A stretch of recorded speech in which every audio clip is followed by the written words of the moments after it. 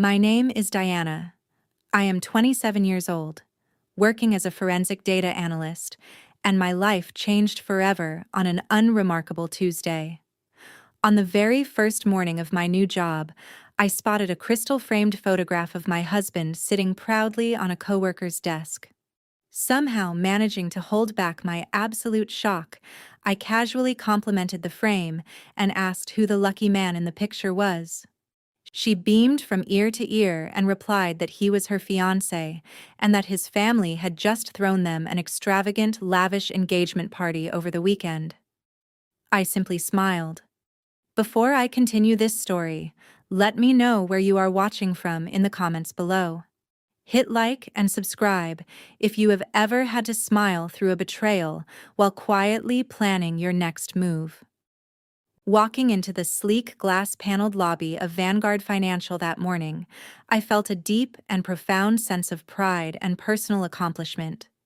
Securing a senior forensic data analyst position at a top-tier firm was the hard-won culmination of years of relentless work and countless late nights. My job involved tracking illicit money trails on behalf of federal agencies, uncovering the hidden digital footprints that financial criminals tried so desperately to bury.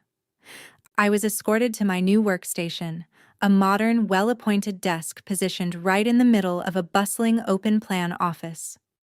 I set my coffee down, drew in a slow breath of the crisp office air, and prepared myself to begin the day. The woman in the cubicle directly adjacent to mine popped her head over the glass partition and introduced herself as Heather, a junior account manager. She had perfectly styled blonde hair, expensive acrylic nails, and an exuberantly bubbly personality that immediately felt forced and ever so slightly grating. As Heather leaned over the divider to hand me a corporate welcome packet, my eyes drifted naturally to her desk. Right beside her dual monitors sat a heavy, expensive-looking crystal picture frame. My breath caught sharply in my throat. I stared at the high-resolution photograph inside it, my mind struggling to fully process what I was seeing. It was an image of a couple kissing passionately on a sun-drenched beach in Malibu. The woman was unmistakably Heather. The man dipping her backward, his hands resting familiarly on her waist, was Gavin. My husband of 3 years. 3 years. The physical impact of seeing my own husband kissing another woman on my brand new coworker's desk hit me like a freight train crashing directly into my chest. My heart pounded furiously against my ribs, making my ears ring. But my professional training kicked in with startling immediacy. As a forensic investigator, my entire career had been built around gathering critical evidence without ever tipping off the suspects. I forced my facial muscles to relax into a pleasant, neutral expression, took a slow and deliberate sip of my coffee, and pressed a warm, curious smile onto my face. "That is a beautiful photograph," I said, gesturing casually toward the crystal frame. "Is that your boyfriend?" Heather practically shrieked with delight. She snatched up the frame and clutched it to her chest, her eyes sparkling with undisguised vanity. "Actually, he is my fiancé," she corrected me, thrusting her left hand forward to display a massive, glittering diamond ring. "His name is Gavin. We are getting married next month in Aspen. Isn't the ring just absolutely stunning?" I looked closely at the diamond and recognized the custom vintage cut immediately. "It is truly breathtaking," I replied, keeping my voice perfectly even and pleasant. "Did he pick it out himself?" Heather giggled, waving her hand dismissively. "Oh, definitely not. Gavin has great taste, but his mother, Barbara, actually helped him select the stone. She is the sweetest woman alive. In fact, Barbara and his sister Cassidy just threw us a massive surprise engagement party last weekend. They hosted it at Cassidy and her husband Tyrone's gorgeous new estate. His entire family absolutely adores me. They treat me as though I am already their own biological daughter." Every single word out of her mouth was a precise, calculated stab directly into my chest. And the betrayal was not coming only from my husband, it was coming from my own flesh and blood. Just last Friday, I had called my mother, Barbara, asking what the family was planning for the weekend. My mother had sighed heavily through the phone, complaining that my depressing, workaholic energy would only ruin their quiet family evening. She and my sister Cassidy had explicitly told me not to come over, claiming they needed a peaceful night free from my endless, boring talk about financial audits and data systems. Cassidy had even followed up with a text message informing me that my cheap department store clothes and exhausted face were an embarrassment to be around. My African-American brother-in-law, Tyrone, a slick, polished wealth manager who never missed an opportunity to mock my career, had chimed in on the family group chat as well. He told me to stay home and do my laundry like a good little wife, openly bragging that his firm handled real money while I was nothing more than a glorified accountant. They had systematically isolated and degraded me so they could host an engagement party for my husband and his mistress. My own mother had personally helped choose the engagement ring for the woman who was being groomed to replace me. I sat back in my ergonomic office chair, gripping my pen so tightly that my knuckles turned white. For 27 years, I had absorbed their emotional abuse without complaint. I had allowed them to cast me as the family's designated scapegoat. I had swallowed their insults when they belittled my career and played the role of the quiet, devoted, supportive wife, while Gavin supposedly built his business empire from the ground up. But that illusion was now completely and irreparably shattered. They were not merely toxic and demanding, they were actively and deliberately conspiring against my life. A sharp buzzing snapped me from my thoughts. My phone lit up on the desk. It was a text message from Gavin. "Hey babe, I am swamped at the office. Have to work late on a big investment project with Tyrone tonight. Grab dinner without me. Love you." Before I could even begin to type a response, a cheerful chime echoed from Heather's computer. She snatched up her phone and squealed with delight, practically vibrating in her chair. "Oh my gosh," she announced loudly to the surrounding cubicles. "My fiancé is just the best man in the entire world. He is leaving work early today to take me cake tasting for the wedding. We are trying a red velvet tier tonight." I looked back down at Gavin's text message on my screen. Then I looked across at Heather, gushing endlessly over wedding cake. A chilling, absolute calm washed over me, replacing the shock with something sharper and far more focused. Pure, crystalline adrenaline. I did not shed a single tear. I did not confront her. I turned my full attention back to my dual monitors, cracked my knuckles, opened Vanguard Financial's secure server gateway, and quietly bypassed the standard firewall. I booted up the Federal Tracking Software, a highly classified proprietary system designed to trace hidden assets, fraudulent shell companies, and offshore bank accounts anywhere in the world. My family thought I was just a boring, submissive girl who blindly crunched numbers for a modest paycheck. They were about to discover exactly what a federal forensic data analyst was capable of when pushed to the very edge. I typed Gavin's social security number into the search bar and pressed enter. The hunt had officially begun. Instead of heading back to the empty apartment Gavin and I shared, I merged onto the interstate and drove directly to my parents' sprawling suburban estate. The preliminary data I had already pulled from Vanguard Financial's servers painted a deeply disturbing, fragmented picture of newly opened offshore accounts. I needed to look the liars in the eye. I needed to see for myself just how comfortable they were in their deception. The wrought iron gates stood wide open, a testament to their arrogant sense of absolute security. I parked my modest sedan behind a row of luxury vehicles, my father's Mercedes, Tyrone's customized Range Rover, and Gavin's sleek black Porsche, the very Porsche he had claimed to purchase with a sudden, mysterious bonus from his logistics firm. I pushed open the heavy oak front door without knocking. The sound of clinking glasses and boisterous laughter echoed down the marble hallway. I walked quietly toward the formal living room and paused in the arched doorway. There, lounging on the custom Italian leather sofa, was my husband. The man who had texted me just an hour ago, claiming to be buried in paperwork at the office.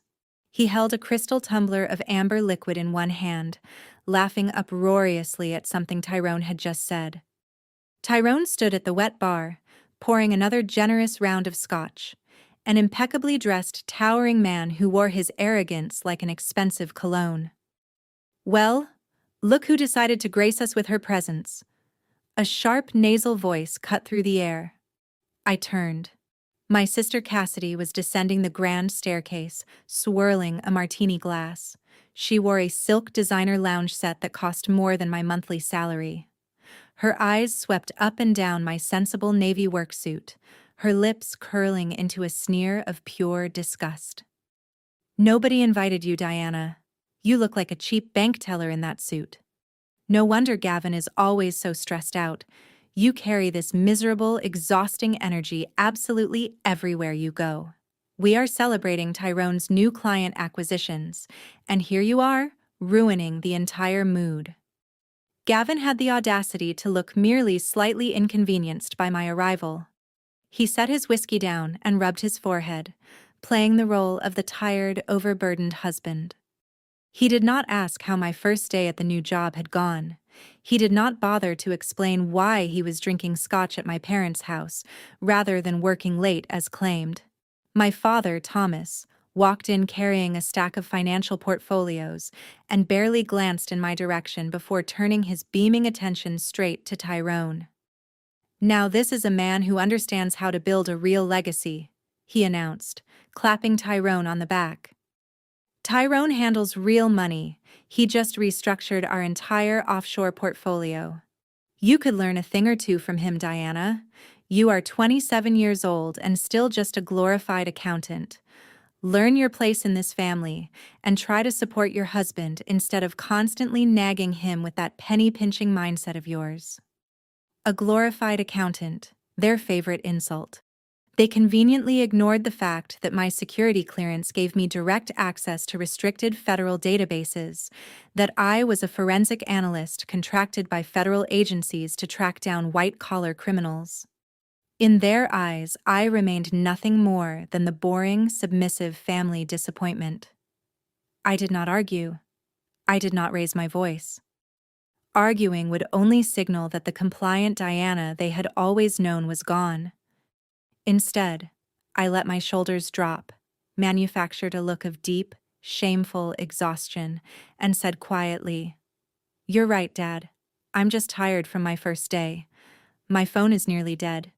Do you mind if I step into your office for a few minutes to charge it? I'll stay completely out of your way." He waved his hand without looking at me. The moment the heavy mahogany door clicked shut behind me, my submissive posture evaporated entirely. I locked it and moved swiftly to my father's massive cherrywood desk. His desktop computer was awake, the screen glowing brightly in the dimly lit room. It took me fewer than 40 seconds to bypass his rudimentary password protection. I dove straight into his local drive, scanning through nested folders labeled under Tyrone's wealth management firm. I was searching for anything connected to Gavin's sudden and unexplained influx of cash, but what I found instead made the blood freeze in my veins. I clicked open a folder labeled Estate Planning 2026. Inside was a heavily encrypted digital file. I ran a quick decryption script from the secure flash drive I kept on my keychain, and the document snapped open. It was a trust transfer authorization, and it detailed the complete liquidation of the irrevocable trust left to me by my late grandfather. $5 million. For the past 2 years, my parents and Tyrone had repeatedly assured me that the inheritance was locked in a complicated probate dispute, that the courts had frozen the assets, and it would take a decade to see a single cent. That was an enormous, carefully calculated lie. The document revealed that the entire $5 million had been forcibly drained from my grandfather's trust just 3 months earlier. And there, on the digital signature line, was my name, A flawless, near-perfect forgery, authorizing the complete transfer of my inheritance. I traced the routing numbers. The money had not gone to my parents. It had been wired directly into a corporate shell account bearing the name G&H Holdings, Gavin and Heather. My own family had conspired with my husband to steal my $5 million inheritance in order to fund his new life with his mistress. They were drinking my grandfather's money in the living room while treating me like dirt beneath their shoes. A floorboard creaked in the hallway outside. Heavy, deliberate footsteps approached the office door. I quickly dragged the forged documents into a secure cloud server transfer window and watched the progress bar sprint toward 100%. The brass doorknob began to turn. I snapped the transfer window shut, yanked my flash drive from the port, and spun around just as the door swung open. Gavin stood in the doorway, eyes narrowed, posture rigid with sudden suspicion. "What exactly are you doing in here, Diana?" he demanded, his gaze darting from my face to the glowing computer screen. I held up my dead smartphone, dangling the white charging cord from my fingers, and adopted the dull, submissive expression Gavin had always expected from me. "Just getting enough battery to order a ride home," I said, my voice heavy with manufactured exhaustion. "Dad made it abundantly clear my presence is ruining your celebration. I'm leaving." Gavin stared at the monitor, now showing nothing but the standard screensaver, revealing absolutely nothing about the massive data transfer that had just taken place. He exhaled sharply, running a hand through his perfectly styled hair. "You always have to make everything a tragedy," he muttered, stepping aside. "The least you could do is pretend to be supportive." "I'll try to be better," I replied softly, eyes fixed on the floor, and walked straight past him. I marched down the long, carpeted hallway, past the sounds of laughter echoing from the living room, through the heavy front doors and out into the cool night air. I slid into the driver's seat, locked the doors, plugged my flash drive into my personal laptop, and began verifying everything I had just taken from my father's hard drive. It read like an open book to a federal forensic analyst. Tyrone had utilized his senior executive credentials to completely bypass the probate locks, generated a mountain of fraudulent authorization forms to release the funds, and then laundered the entire $5 million through 2 offshore holding accounts in the Cayman Islands before depositing it into G&H Holdings.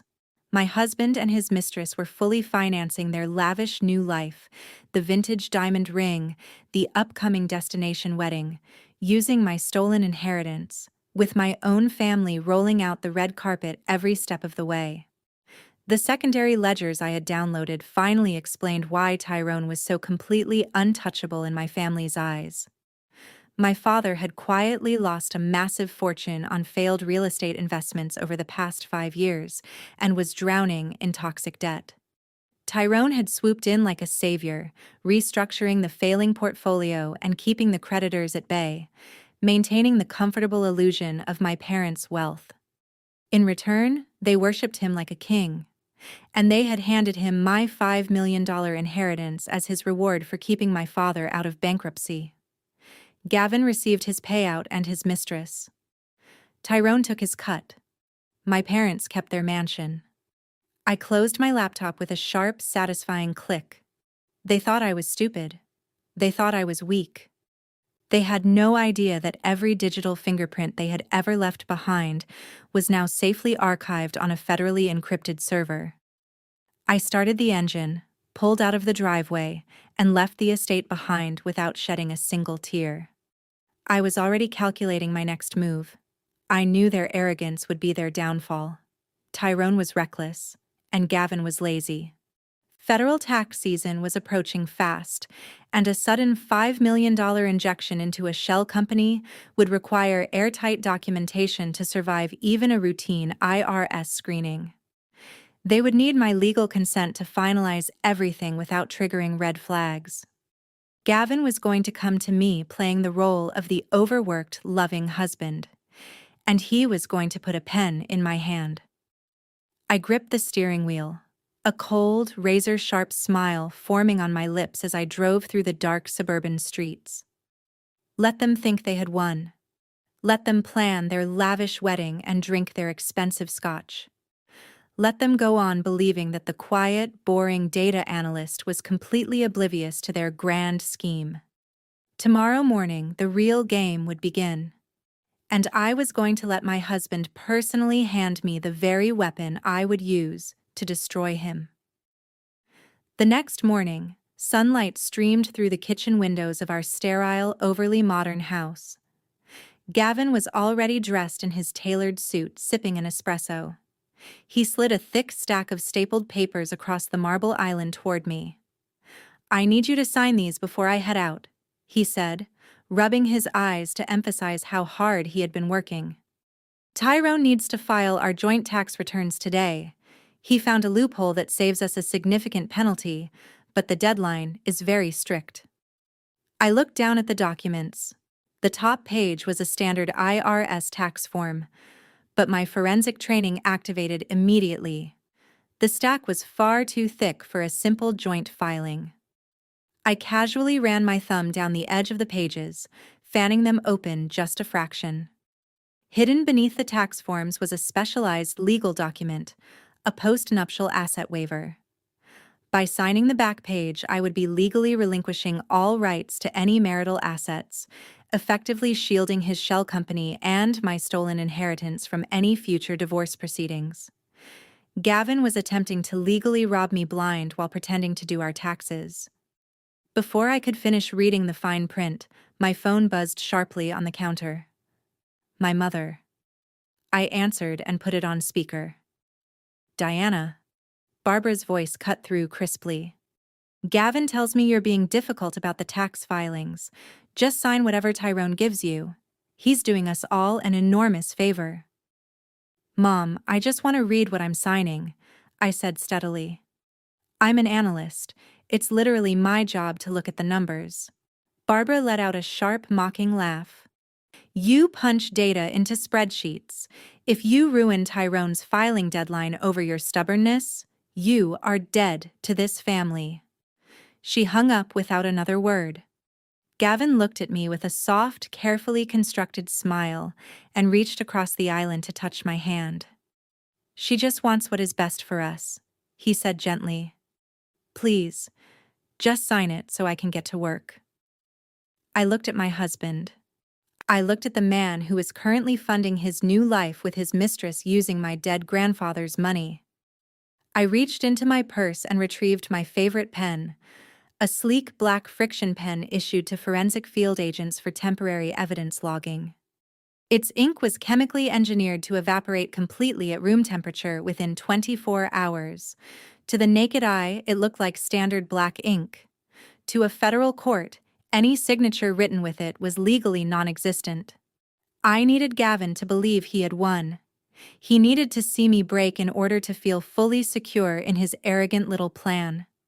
So I forced moisture into my eyes and let a single convincing tear roll slowly down my cheek. "I'm sorry," I whispered, my voice trembling precisely. "I'm just so stressed about the new job. I trust you, Gavin. I trust you and Tyrone." I flipped to the back page of the hidden post-nuptial agreement and pressed the tip of my friction pen firmly against the paper, hard enough to leave a physical indent while ensuring the vanishing ink saturated the page completely. Then I turned back and signed the tax form for good measure. Gavin snatched the papers off the counter with barely concealed triumph. "Thank you," he said smoothly, sliding them into his leather briefcase. "I'll drop these off with Tyrone on my way in. Have a great day at work, honey." He walked out the door whistling a cheerful tune. I stood alone in the kitchen, wiped the artificial tear from my cheek, and replaced it with a razor-sharp smile. By tomorrow morning, that page would be entirely blank, rendering the post-nuptial agreement completely void. And by submitting a deliberately altered document hidden beneath federal tax forms to a licensed wealth manager, my husband had just firmly anchored himself to a felony count of document fraud. When I arrived at Vanguard Financial an hour later, Heather practically skipped to her desk, clutching a massive cardboard box stuffed with chaotic, disorganized paperwork. She dropped it directly onto my desk with a loud thud. "The boss said the new girl needs to digitize these dead-end accounts by tomorrow," she announced, her voice dripping with artificial sweetness. "It's grunt work, I know, but we all have to pay our dues." She leaned against the cubicle partition, arms crossed, snapping her gum. "Don't mess up the filing tags." I looked from the mountain of coffee-stained crumpled receipts and mislabeled manila folders up to Heather's perfectly contoured face. She was a junior account manager with absolutely zero authority to assign me tasks. I was a senior forensic data analyst hired specifically by Vanguard Financial's executive board to oversee high-level federal compliance. I forced my features into a mask of mild, compliant panic. "Of course, Heather," I said, keeping my voice low and agreeable. "I'll get right on it. I really want to make a good impression my first week." Heather rolled her eyes and spun away to wave frantically at a passing coworker. "Chloe, oh my gosh, come look at this.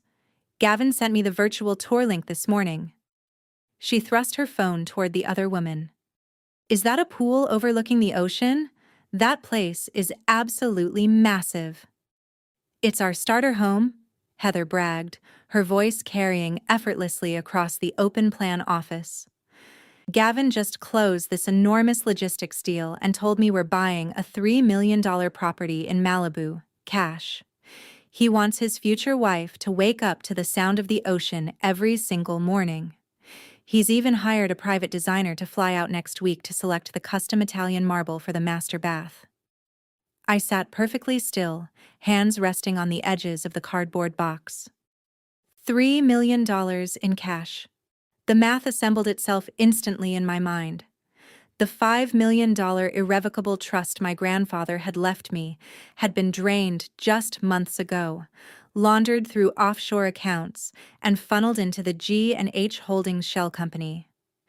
Gavin was not a real estate mogul. He was a thief using his wife's stolen inheritance to purchase a beach house for the woman sitting in the cubicle directly beside mine. The sheer audacity of her bragging rang in my ears, but not a single ounce of rage showed on my face. I turned my attention calmly back to the box. Heather had clearly selected the messiest, most chaotic archive she could find just to make my day miserable. I booted up my dual monitors, bypassed the standard employee gateway, and logged directly into the secure federal tracking software I had quietly installed the day before. I placed the first batch of documents into the high-speed optical scanner and pressed the green button. The first several files were exactly what they appeared to be: bankrupt LLCs, closed corporate checking accounts, abandoned escrow funds, standard corporate detritus. But as I dug deeper into the middle of the box, the texture of the paperwork shifted. The crumpled receipts gave way to crisp, heavy bond paper. The random alphanumeric codes on the folders resolved into a highly structured, serialized naming convention. I pulled out a thick ledger bound in black leather and flipped it open. My hands stopped moving entirely. The logo at the top of the page belonged to Apex Equities, a subsidiary holding firm. I typed its tax identification number into the federal database. The system returned an immediate result. Apex Equities was a direct subsidiary of Tyrone's Wealth Management Group. I grabbed the next folder, a wire transfer log for a company called Blue Horizon Logistics, another subsidiary wholly owned by Tyrone's firm. I began pulling files from the box with rapid, calculated precision.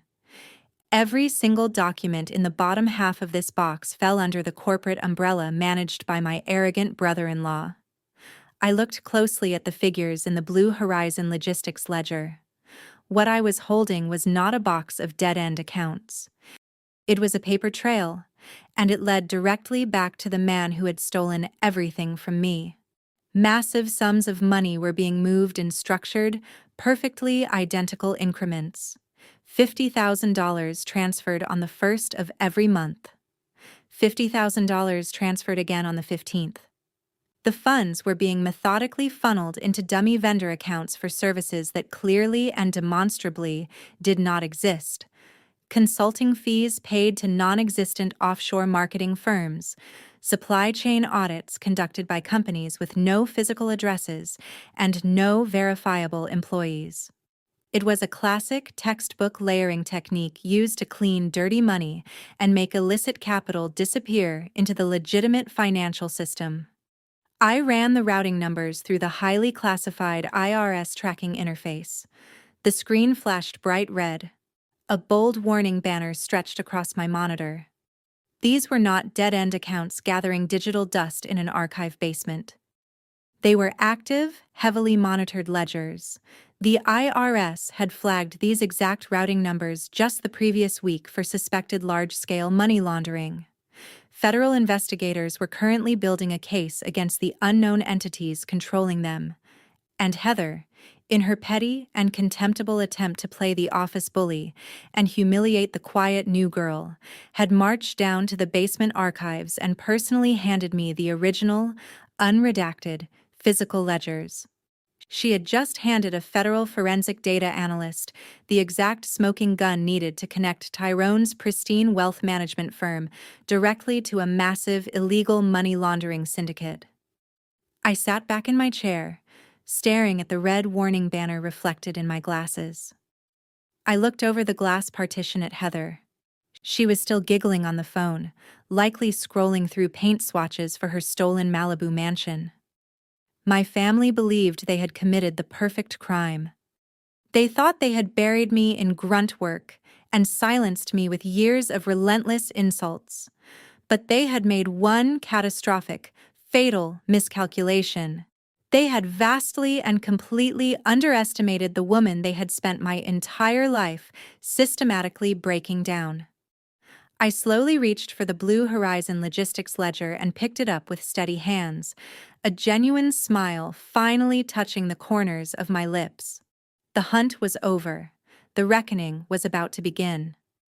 I cracked open the ledger and began feeding its pages through my high-speed scanner. As the digital data populated across my monitors, the grand architecture of Vanguard Financial's current federal contract became glaringly, unmistakably obvious. My new firm was not merely a high-end accounting agency managing elite corporate portfolios. Vanguard was an elite federal contractor actively deployed by the Department of the Treasury to audit and dismantle this exact network of corporate shell companies. The IRS had flagged the anomalies months ago, but they needed Vanguard's specialized proprietary software to untangle the labyrinthine offshore knots. Heather, in her desperate and petty attempt to assert dominance over the new girl, had bypassed strict federal evidence protocols. She had marched into a restricted archival vault, grabbed the most complex box of unredacted financial evidence she could find, and dropped it squarely onto the desk of the only person in the entire building with both the motive and the federal clearance to obliterate her entire future. She had handed me the precise tools I needed to destroy everything she thought she had already won. My fingers danced across the keyboard, swiftly mapping the digital landscape of Tyrone's criminal empire. I opened a proprietary visual mapping program and began placing data points onto the blank digital canvas. I positioned Tyrone's wealth management firm at the center, then drew solid red lines connecting it outward, first to Apex Equities, then to Blue Horizon Logistics. From there, the money spiderwebbed outward in every direction. I needed to see the full, unvarnished extent of my parents' complicity. I ran a deep forensic trace on my father's supposedly untouchable real estate portfolio. The screen populated with a cascade of property deeds and bank liens. My father was not merely losing money, he was utterly and hopelessly bankrupt. To maintain appearances, Thomas and Barbara had quietly authorized Tyrone to execute 3 separate, highly illegal mortgages against their sprawling suburban estate. Tyrone had falsified their income statements, wildly inflated the appraised value of the property, and secured federal loans using entirely phantom collateral. I tracked where that illegal mortgage capital was directed. It did not flow into offshore investments or conservative mutual funds. It was routed directly into a series of dummy vendor accounts managed by Cassidy. My own sister was using federally defrauded loan money to bankroll her lavish, unemployed lifestyle.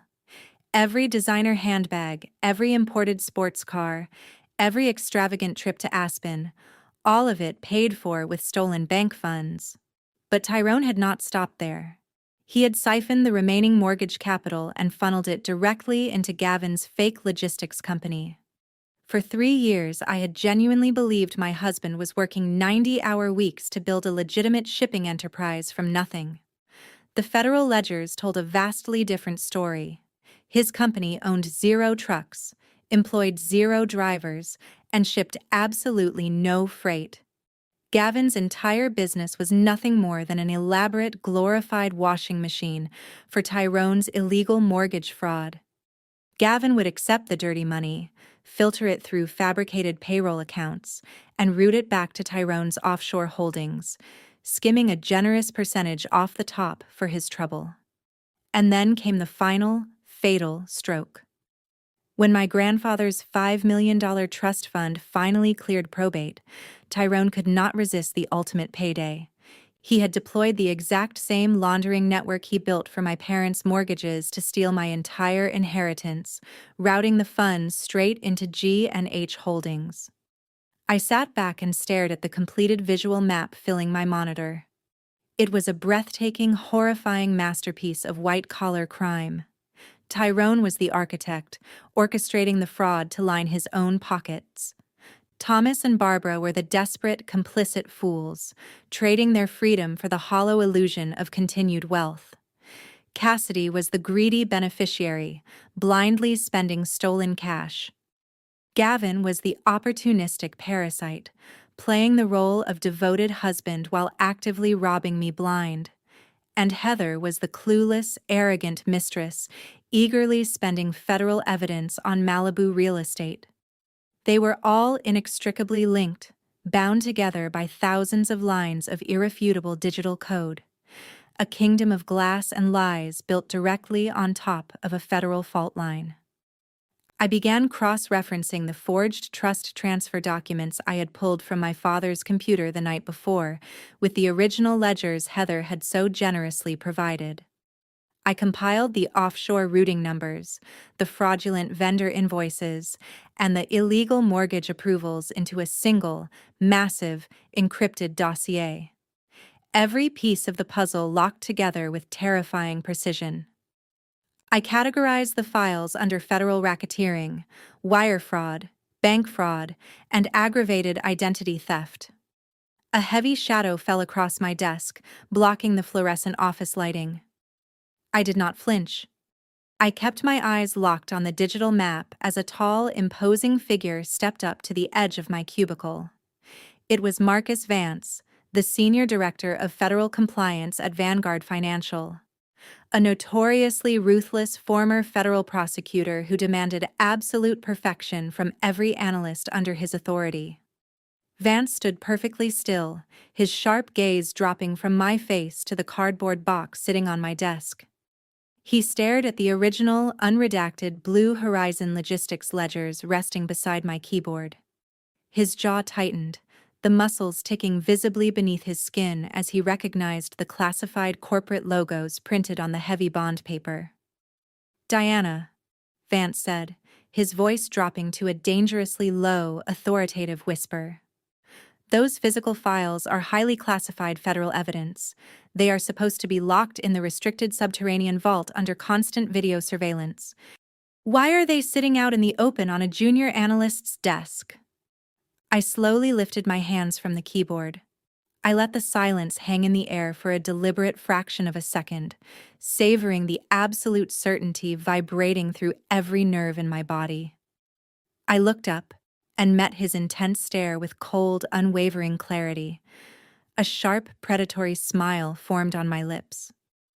"Because," I replied, my voice steady and perfectly measured, "I am about to close your biggest case." Director Marcus Vance stared at me, his icy blue eyes narrowing as his mind processed my statement. He leaned closer to the monitor, his gaze sweeping over the complex digital web I had constructed across my dual screens. The red lines connecting Tyrone's wealth management firm to the dummy vendors, the illegal mortgages, and Gavin's fraudulent logistics company told a flawless, comprehensive story of high-level financial treason. Vance was a man who had built his entire career on tearing down corrupt corporate empires. He recognized a bulletproof indictment when he saw one. "You traced all of this in under an hour," Vance stated, his voice stripped of its usual aggressive authority. "And the junior account manager simply handed you the primary evidence." "Heather believed she was hazing the new girl with dead-end archival paperwork," I explained, keeping my tone strictly professional. "She had absolutely no idea she was delivering the exact, unredacted subsidiary ledgers the Internal Revenue Service had formally requested for your federal audit. My brother-in-law is the architect of the laundering scheme. My husband and my parents are his primary beneficiaries." Vance slowly straightened his posture. A terrifying, predatory gleam appeared in his eyes, the look of a prosecutor who has just been handed a gift-wrapped conviction. "Map every single thread, Diana," Vance ordered softly. "Lock down the cloud backups. Flag every shell company in the Federal Registry. When the entire network is sealed, we bypass standard protocol and hand the package directly to the Department of Justice." He turned and walked back to his executive suite without another word, leaving me with absolute clearance to dismantle my family's criminal empire at will. I spent the next 4 hours systematically locking the trap. I cross-referenced the forged trust documents against the offshore deposits, ensuring Tyrone and Gavin were legally anchored to every dollar of the $5 million theft. I compiled the evidence of my parents' fraudulent mortgages, packaging the forged appraisals and fabricated income statements into pristine federal disclosure files. The entire house of cards was loaded, primed, and ready to shatter. Just as I initiated the final encrypted backup, my personal cell phone vibrated sharply against the desk. A notification from the family group chat my relatives use to coordinate their social events. I picked it up and tapped the screen. My mother, Barbara, had sent a message to the entire group. "We are taking a special family retreat to Aspen next week. Diana, you need to stay behind and clear out the garage. Thomas needs the extra space for his new vintage car collection, and you are the only one with the free time to do manual labor." My father immediately chimed in beneath her message. "Do not argue about this, Diana. We need a peaceful family vacation, and your negative energy always ruins the atmosphere. Make yourself useful and have the garage pristine by the time we return." Cassidy followed, attaching a photo of glittering diamond-studded ski boots. "Exactly. Leave the heavy lifting to the glorified accountant. Some of us actually have important client networking to do on the slopes." I stared at the glowing screen, my heart beating with a slow, heavy, deliberate rhythm. The sheer cruelty of their deception washed over me, but it did not break me. It only sharpened my focus to a razor's edge. Aspen. My mind instantly flashed back to my very first morning at Vanguard Financial. Heather leaning over the cubicle wall, showing off her massive diamond ring, bragging to anyone who would listen that she and Gavin were getting married next month in Aspen. My mother had personally helped pick out that ring. Cassidy had hosted the engagement party. The pieces locked together with sickening, irrefutable clarity. This was not a family retreat. There was no client networking on the slopes. My entire family, my mother, my father, my sister, and my brother-in-law, were flying to Aspen to attend my husband's destination wedding to his mistress, treating it like a lavish, well-earned family celebration paid for entirely with the $5 million they had conspired to steal from my grandfather's trust. They were going to stand there and watch Gavin marry another woman, while I was ordered to stay home like a servant and clean out their garage. They believed they had completely and permanently discarded me. I did not throw my phone.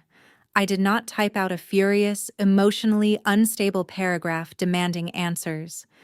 I needed them to feel utterly safe. I needed them to board that private jet and fly 1,000 miles away, gathering themselves conveniently into one remote location where they could not access their local bank branches or intercept any physical mail. I kept my finger perfectly steady as I typed my response into the group chat. Have a great time. I'll get started on the garage this weekend. I hit send and watched the read receipts populate immediately. None of them replied. They simply returned to discussing packing lists. I set the phone down and exhaled a long, slow, controlled breath. The absolute calm of a forensic investigator taking full command of a crime scene settled deep into my bones. With my family completely out of state and distracted by wedding festivities, I had the perfect uninterrupted window to execute the final financial strike. I was not simply going to hand them over to the federal government. I was going to ensure they had absolutely nothing left standing by the time the agents arrived. I reached into the bottom drawer of my desk and retrieved a heavy, encrypted secondary phone I kept strictly for high-level forensic operations. I booted it up, bypassed the dual-factor authentication, and scrolled through my secure contacts until I found the name I needed. Silas Thorne was an independent shadow broker who operated in the complex gray areas of corporate finance, buying and selling toxic debt, defaulted mortgages, and high-risk promissory notes on behalf of private investors. I had contracted him twice before on behalf of the Treasury Department to track down untraceable assets. He was ruthless, extraordinarily fast, and he owed me a considerable favor. I pressed the call button and listened to the secure line encrypt the connection. Silas answered on the second ring, his voice a low, gravelly rasp. Diana, it has been a long time. Tell me you have a lucrative disaster for me to clean up. I have something far better, I replied, pulling up the digital files containing my parents' illegal mortgages and Gavin's fraudulent shell company loans. I am sending you a dossier of heavily leveraged, highly toxic corporate and residential debt. The collateral is entirely fraudulent and the borrowers are about to be formally indicted by the federal government. I am listening, Silas murmured, the sound of rapid typing echoing in the background. I need you to leverage your private equity contacts to aggressively acquire every single one of these notes before the close of business this week. Set up a legally blind proxy trust, shield the ownership identity completely. Acquire the debt, hold the paper, and prepare to execute immediate, aggressive foreclosure protocols. You want to collapse their entire financial architecture while they are completely exposed, Silas noted, his tone laced with dark professional admiration. Exactly, I said, my eyes fixed on the empty cubicle where Heather usually sat. It is time to buy up some debt. Silas's raspy laugh crackled through the encrypted speaker like dry leaves crushed underfoot. He did not ask for moral justifications or personal context. He asked only for the target coordinates and wire transfer details. I transmitted the specific portfolio identification numbers for my parents' 3 illegal residential mortgages, along with the heavily leveraged corporate credit lines anchoring Tyrone's wealth management firm. These notes are radioactive, Diana, Silas murmured, his keyboard rattling steadily over the secure line. The originating banks are quietly panicking. The collateral is completely phantom, and the offshore layering already reeks of federal scrutiny. They know the paper is toxic. They just do not yet know the Department of Justice is already drafting the indictments. That is precisely why they will sell, I replied, my voice cool and completely detached. I wired Silas the necessary capital from my personal savings. The quiet, ironclad emergency fund I had spent my entire adult life building entirely separate from my grandfather's stolen trust. While Silas executed the rapid acquisitions through his labyrinth of offshore proxy entities, I kept my eyes locked on the digital map of my family's impending financial ruin. For 2 decades, Thomas and Barbara had maintained a flawless illusion of untouchable aristocracy, hosting extravagant charity galas in their sprawling estate, sipping vintage champagne while casually mocking my practical clothes and sensible career.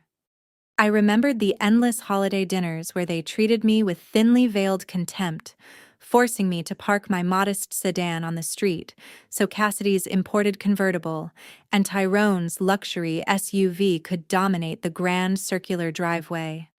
But the glaring red ledgers on my monitor told the true story of their glamorous existence. They were drowning. Their entire lifestyle was a trembling, unstable pyramid of debt dressed in designer clothing. By noon on Thursday, Silas sent a single encrypted confirmation code to my secure terminal. The transactions were complete.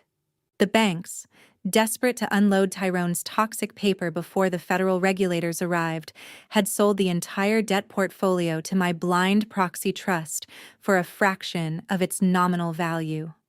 I sat in my quiet cubicle, the steady hum of the Vanguard financial office flowing around me, and allowed the sheer magnitude of the reality to settle fully into my bones.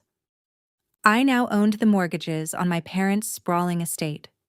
I owned the corporate debt keeping Tyrone's firm operational. I was their sole legal creditor. With one single phone call, I could initiate immediate foreclosure proceedings, seize the estate, liquidate Tyrone's firm, freeze their assets, and leave them standing on the curb with absolutely nothing to their names. And they had absolutely no idea. At that very moment, they were boarding a private jet funded entirely by my stolen inheritance, flying to Aspen to celebrate my husband marrying another woman. They were treating his bigamous destination wedding like a well-deserved family vacation. They truly believed they had completely discarded me. They thought I was so beaten down and financially dependent that I would dutifully stay home and clean their garage while they danced at my replacement's wedding. I pictured Gavin smiling in his tailored tuxedo, holding Heather's hand, entirely oblivious to the federal snare closing silently around his throat. I pictured my mother toasting the new couple with stolen champagne, completely unaware that the grand house she intended to return to no longer legally belonged to her. They were going to dance on my grave, unaware that I was the one quietly holding the shovel. I closed the communication portal with Silas and prepared to run the final security sweep on the federal evidence dossier. I reached for my mouse to verify the digital locks on Tyrone and Gavin's money laundering records. Suddenly, the screen on my right monitor went entirely black. A massive bright yellow warning banner pulsed across the dark display with silent, urgent rhythm. Critical security alert. Unauthorized access attempt detected. I froze. My hands hovered motionless over the keyboard. I quickly bypassed the warning screen and pulled up the internal network monitoring software I had covertly installed on my machine during my first hour at the firm. The system was tracking a direct, aggressive intrusion attempt originating from a terminal located inside the Vanguard financial building. Someone was actively attempting to breach the restricted federal servers. I traced the IP address of the attacking terminal. The user identification populated on my screen. It was Heather's workstation. She had not yet boarded the private jet to Aspen. She was still in the building, and she was currently attempting to use my specific login credentials to bypass the Vanguard firewall and access the restricted Federal Archive directory to manually delete the digital audit files associated with G&H Holdings. She was not executing a sophisticated cyber attack. She was using a crude, commercially available script, likely purchased from a dark web marketplace, paired with my stolen login credentials. Gavin must have quietly lifted my password from my home office laptop before packing his bags for Colorado and handed his mistress the keys to my professional destruction. I sat back in my chair, interlacing my fingers, watching her progress, bar creep steadily across my secondary monitor. Heather was not simply attempting to erase the G&H Holdings ledgers. She was initiating a massive, unauthorized download of highly sensitive client financial portfolios. Her strategy was entirely transparent. She intended to pull a large cache of confidential data, route it to an external server, completely wipe the original audit files tying Tyrone and Gavin to the money laundering syndicate, and, because she was operating under my secure login credentials, ensure that the catastrophic data breach led internal security investigators directly back to my workstation. I would be immediately terminated, permanently discredited, and likely face federal prosecution for corporate espionage. My audit findings would be entirely invalidated as the desperate fabrications of a disgraced criminal employee. Gavin and Tyrone would walk free to enjoy their Aspen wedding, their stolen millions safely hidden behind the firewall of my ruined reputation. Heather's sheer unearned arrogance was breathtaking, but it was not remotely surprising. It aligned perfectly with the performance I had witnessed in the employee break room just 2 days prior. I had walked in quietly to pour a cup of black coffee. Heather was holding court by the high-end espresso machine, her manicured hand resting on the shoulder of a junior account executive, laughing that sharp, practiced laugh she deployed to assert dominance. "I give her until Friday," Heather had sneered, loudly enough for the entire room to hear. "Have you seen her shoes? She looks like she buys her wardrobe in bulk from a discount catalog.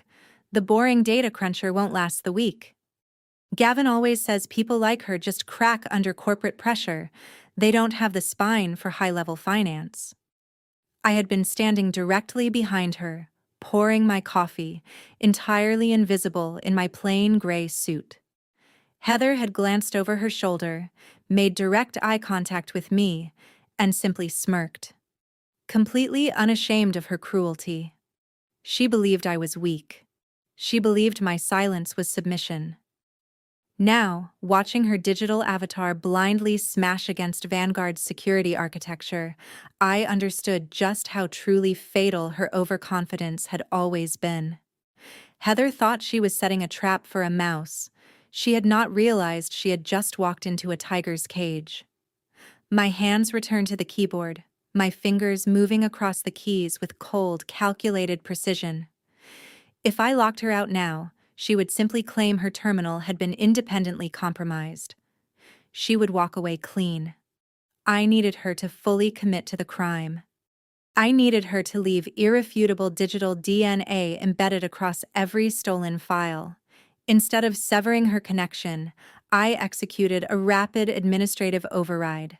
I opened a quarantined virtual sandbox environment deep within my secure terminal and swiftly cloned the G&H Holdings audit files, duplicating the folder structures, the naming conventions, and the file sizes with perfect fidelity. But I did not leave the data intact. I weaponized it entirely. I injected the cloned documents with highly classified, invisible federal watermarks, not simple tracking pixels, but active cryptographic beacons used exclusively by the Department of the Treasury to track stolen corporate data across global networks.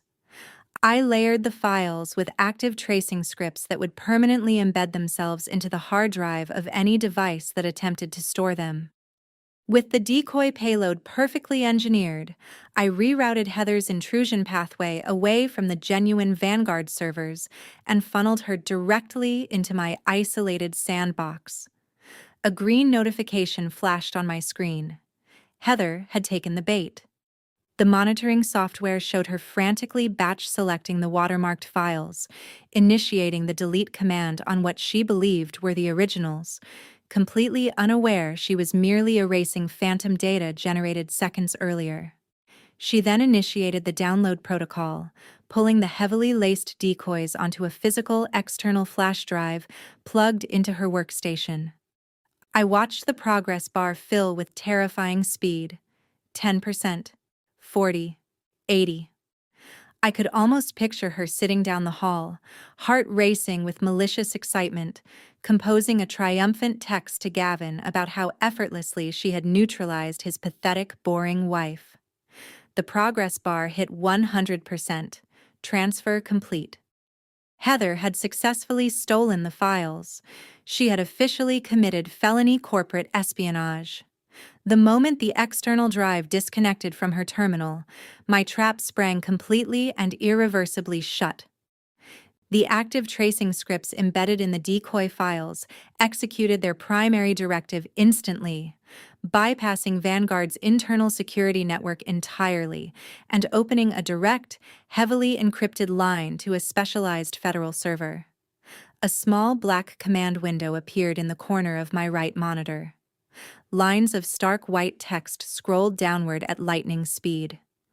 The federal beacons were transmitting.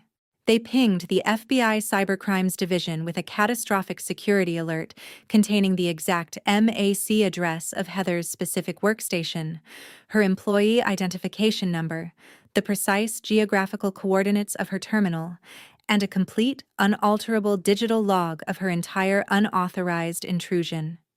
She had not merely left fingerprints. She had handed the federal government a signed and time-stamped confession. I leaned back in my chair, folded my hands in my lap, and felt a profound, chilling calm settle over me despite the noise of the open-plan office humming all around. By the time Heather boarded her first-class flight to Aspen the next morning, her stolen flash drive would be broadcasting a continuous, high-priority federal tracking signal directly to the Department of Justice. I reached over and picked up my coffee mug, taking a long, slow, deliberate sip. The dark roast was entirely cold. It tasted like absolute victory. I packed my briefcase and left the Vanguard Financial Building with the serene, unhurried posture of a woman who had just calmly scheduled the demolition of her own life and rebuilt something far stronger in its place. The crisp evening air felt electric against my skin. As I walked toward my car, my personal cell phone vibrated. A message from Gavin, inviting me to meet him at La Nourie, the most exclusive French restaurant in the downtown district. He claimed he had secured a last-minute reservation and wanted to treat me to a special date night to make up for his upcoming absence. The invitation was a glaring anomaly. Gavin had not proposed a spontaneous date in over 3 years. I arrived wearing a simple, understated gray dress, perfectly playing the part of the exhausted, unremarkable accountant he believed me to be. The maitre d' guided me to a secluded, candlelit corner booth. Gavin was already waiting, impeccably dressed in his tailored charcoal suit, radiating the manufactured magnetic charm he usually reserved for high-net-worth clients. He stood immediately, kissed my cheek with practiced warmth, and pulled out my chair. The performance was nauseatingly flawless. He ordered an expensive bottle of Bordeaux without glancing at the price, then leaned across the pristine white tablecloth and reached gently for my hand. He spun a beautifully crafted, empathetic narrative about how hard I had been working, how stressed I looked, how deeply he hated leaving me behind while he attended his boring corporate retreat in Colorado. I matched his energy with terrifying precision, slumping my shoulders just slightly, offering a tired, grateful smile, complaining about the mind-numbing data entry at Vanguard and how intimidating the corporate environment felt. Gavin nodded sympathetically throughout, offering reassuring platitudes, but his eyes remained cold and calculating behind the warm facade. He was not here to reconnect with his wife. He was here to conduct a final, desperate security sweep, to confirm with absolute certainty that I was oblivious to his affair, his embezzlement, and his impending bigamous wedding. Right on cue, midway through our entree, Gavin patted his pockets with a manufactured frown and produced his phone, tapping the dark screen. "My battery is completely dead," he said, injecting the perfect amount of casual annoyance into his voice. "I desperately need to check the playoff score. Tyrone and I have a ridiculous wager riding on it. Do you mind if I borrow your phone for just one quick minute?" I did not hesitate. I reached into my purse and produced a sleek black smartphone, unlocked the screen, and slid it across the table. Within seconds, his thumb subtly navigated straight to my text messages. He thought he was being extraordinarily stealthy. I had spent the previous week seeding that decoy phone with a goldmine of fabricated insecurity.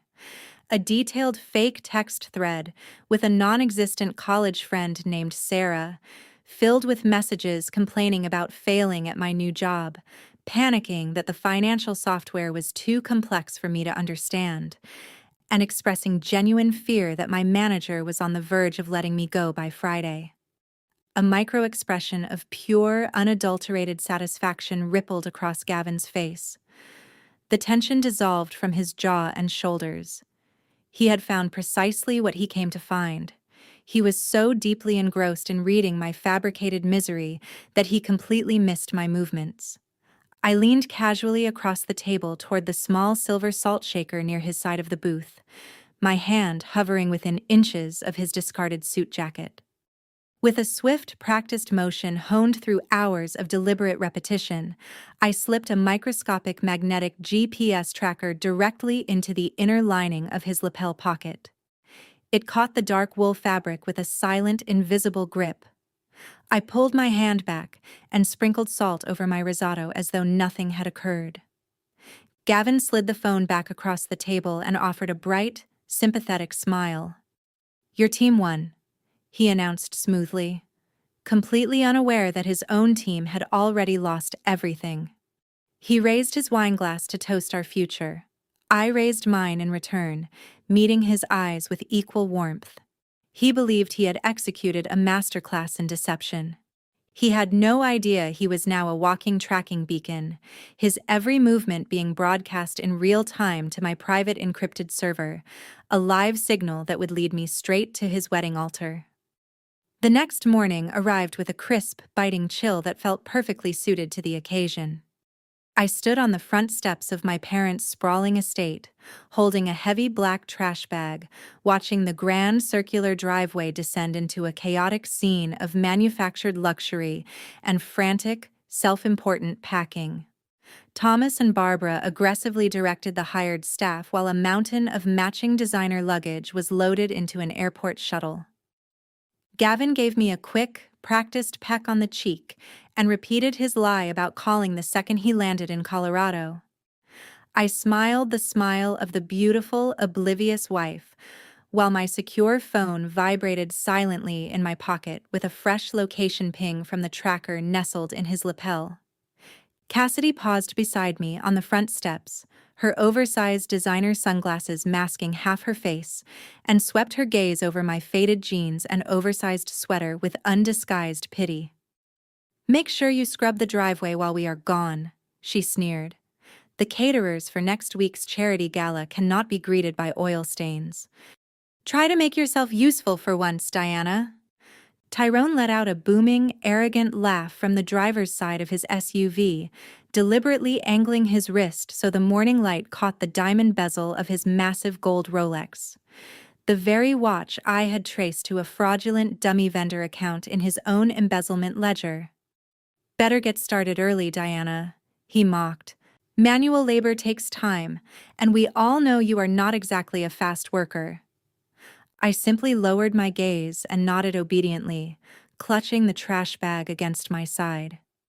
For 27 years, this posture had been my survival mechanism, but that version of Diana was entirely and permanently dead. The quiet woman on the porch was nothing more than a perfectly calibrated projection, engineered to keep them utterly, fatally complacent. The irony of Cassidy ordering me to scrub a driveway she no longer legally owned nearly made me laugh aloud. The aggressive foreclosure countdown had already silently begun. "Have a wonderful trip," I said, my voice soft and deliberately meek. Barbara did not even glance in my direction as she climbed into the van. Thomas offered a dismissive backward wave before shutting the door.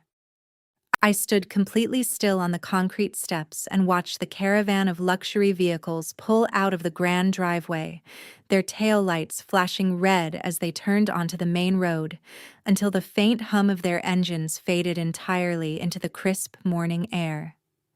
The moment they disappeared from view, the carefully constructed submissive posture vanished from my shoulders like smoke. I dropped the trash bag directly onto the pristine driveway and walked back inside the empty mansion. The silence of the massive house echoed around me, but it was not the silence of defeat. It was the absolute calm before a catastrophic, irreversible storm. I walked straight up the sweeping mahogany staircase, entered the guest suite I had been relegated to for the past year, and opened the antique armoire. I reached past the rows of drab, sensible work clothes they expected me to wear. From the very back, I withdrew a protective garment bag and unzipped it slowly, revealing a stunning, meticulously tailored crimson gown. The heavy silk caught the morning light, radiating power, defiance, and unmistakable danger. It was not the dress of a boring data cruncher. It was the armor of an executioner. I laid the gown carefully across the bed and pulled my secure forensic phone from my pocket. I opened the encrypted tracking application linked to the micro GPS resting in Gavin's jacket. A detailed digital map populated on the screen, and at its center, pulsing with absolute precision, a small red dot marked his exact location in real time. I watched the dot move steadily along the interstate, tracking their so-called journey to the private airfield. But the dot did not head toward the airport. It bypassed the exit entirely and continued north without hesitation. I zoomed in on the map, a cold, predatory smile spreading slowly across my face. They were not flying to Aspen. They had never intended to leave the state. The red dot was moving directly toward the Belmont estate. It was an ultra-exclusive, deeply secluded luxury resort located just 2 hours away, buried deep within the dense mountain wilderness. The Belmont was a notorious playground for the corporate elite, a sprawling modern castle that charged exorbitant fees in exchange for absolute privacy and ironclad non-disclosure agreements. They had fabricated the entire Colorado destination wedding narrative to ensure I would not accidentally stumble upon the venue, intercept a caterer, or question the guest list. They wanted to keep their lavish crime scene close to home, likely paying for the extravagant venue entirely in cash generated from Tyrone's heavily leveraged lines of credit. It was a brilliant, deeply arrogant logistical move. It meant they did not have to deal with the considerable complexities of moving stolen money across state lines to pay vendors. It also meant they were geographically trapped. I tapped the screen, locking the destination coordinates into my own navigation system. The timing was absolutely perfect. Director Vance had already forwarded irrefutable evidence of Heather's cybercrimes to his contacts at the Department of Justice.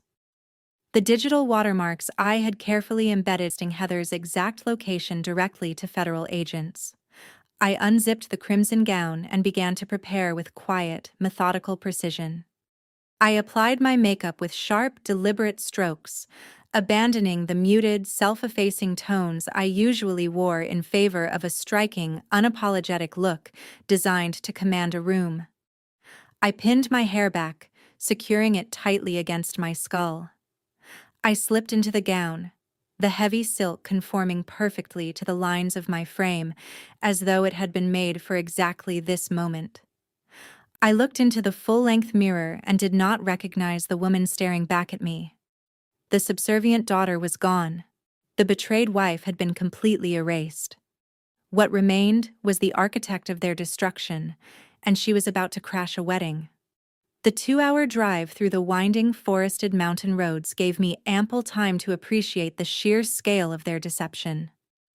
The Belmont estate was not merely a venue. It was an absolute fortress of exclusivity, hidden behind miles of private roads and dense, centuries-old growth pine trees that formed a natural wall against the outside world. It was the kind of place that did not advertise its existence, relying entirely on generational wealth and hushed recommendations whispered among the corporate elite.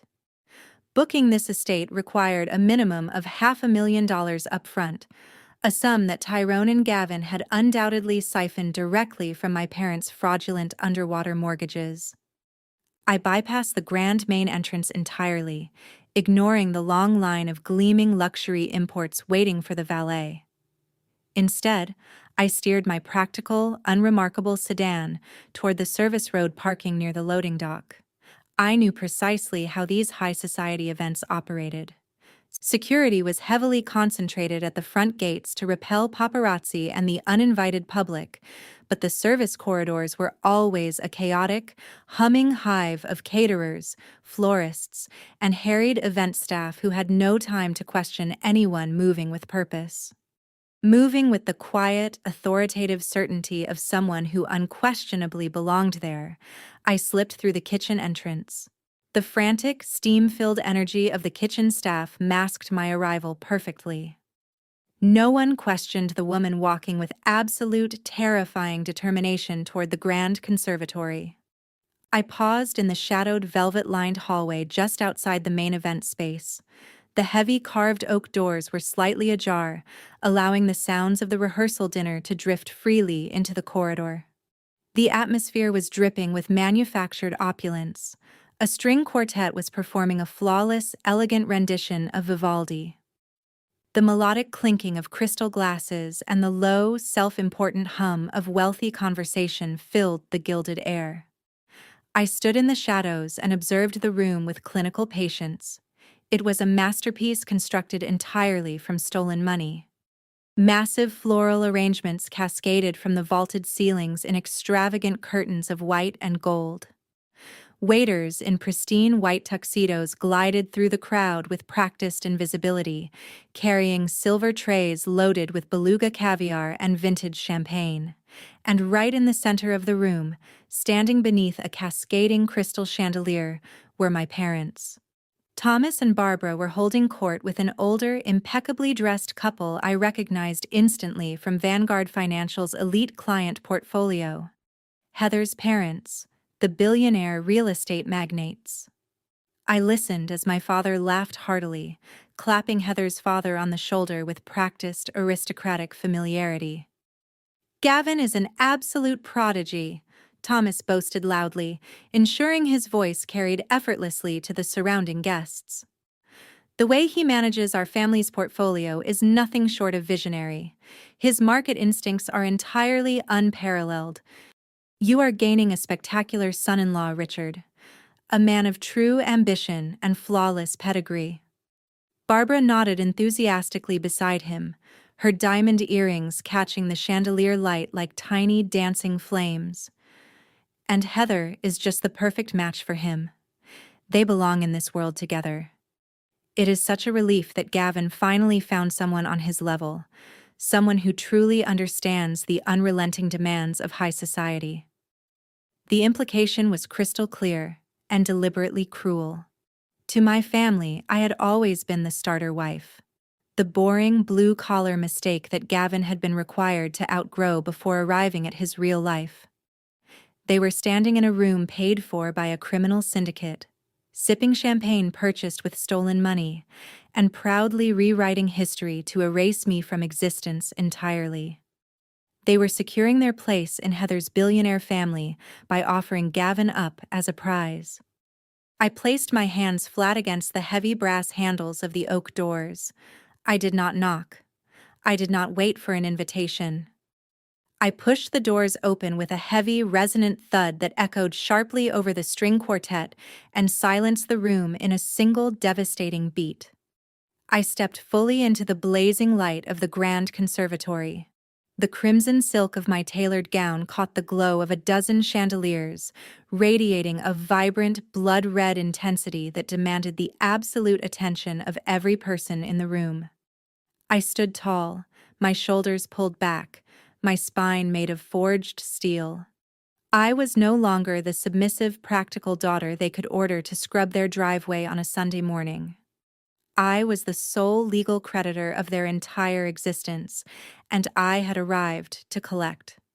The reaction was instantaneous and catastrophic. The cellist noticed me first, his bow slipping off the strings with a harsh, discordant screech that split the elegant atmosphere like a blade.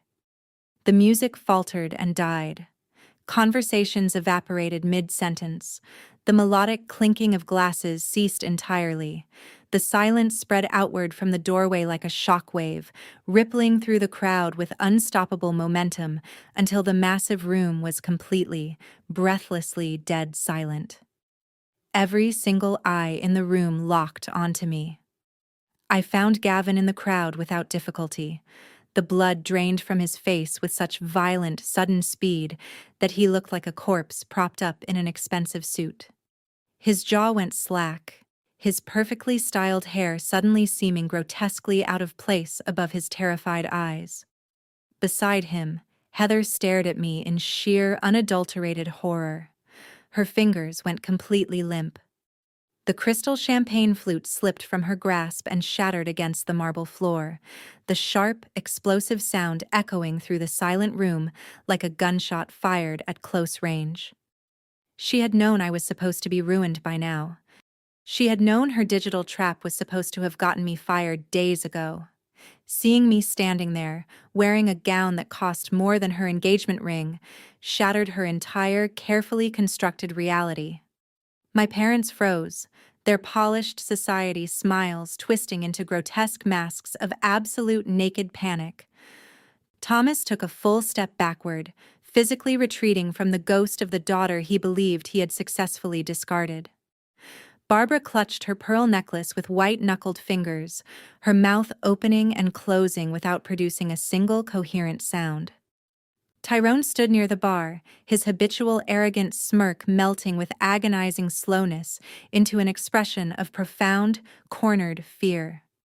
Cassidy was the only one who moved, her survival instinct, honed and sharpened by a lifetime of bullying and dominating me, kicked into frantic overdrive.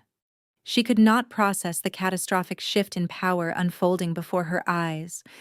She saw only the target she had abused for 27 years, ruining her perfectly orchestrated evening. Cassidy marched across the marble floor, her designer heels clicking aggressively against the polished stone. She closed the distance between us with purpose, her face flushed with fury and barely concealed desperation. "Are you psychotic?"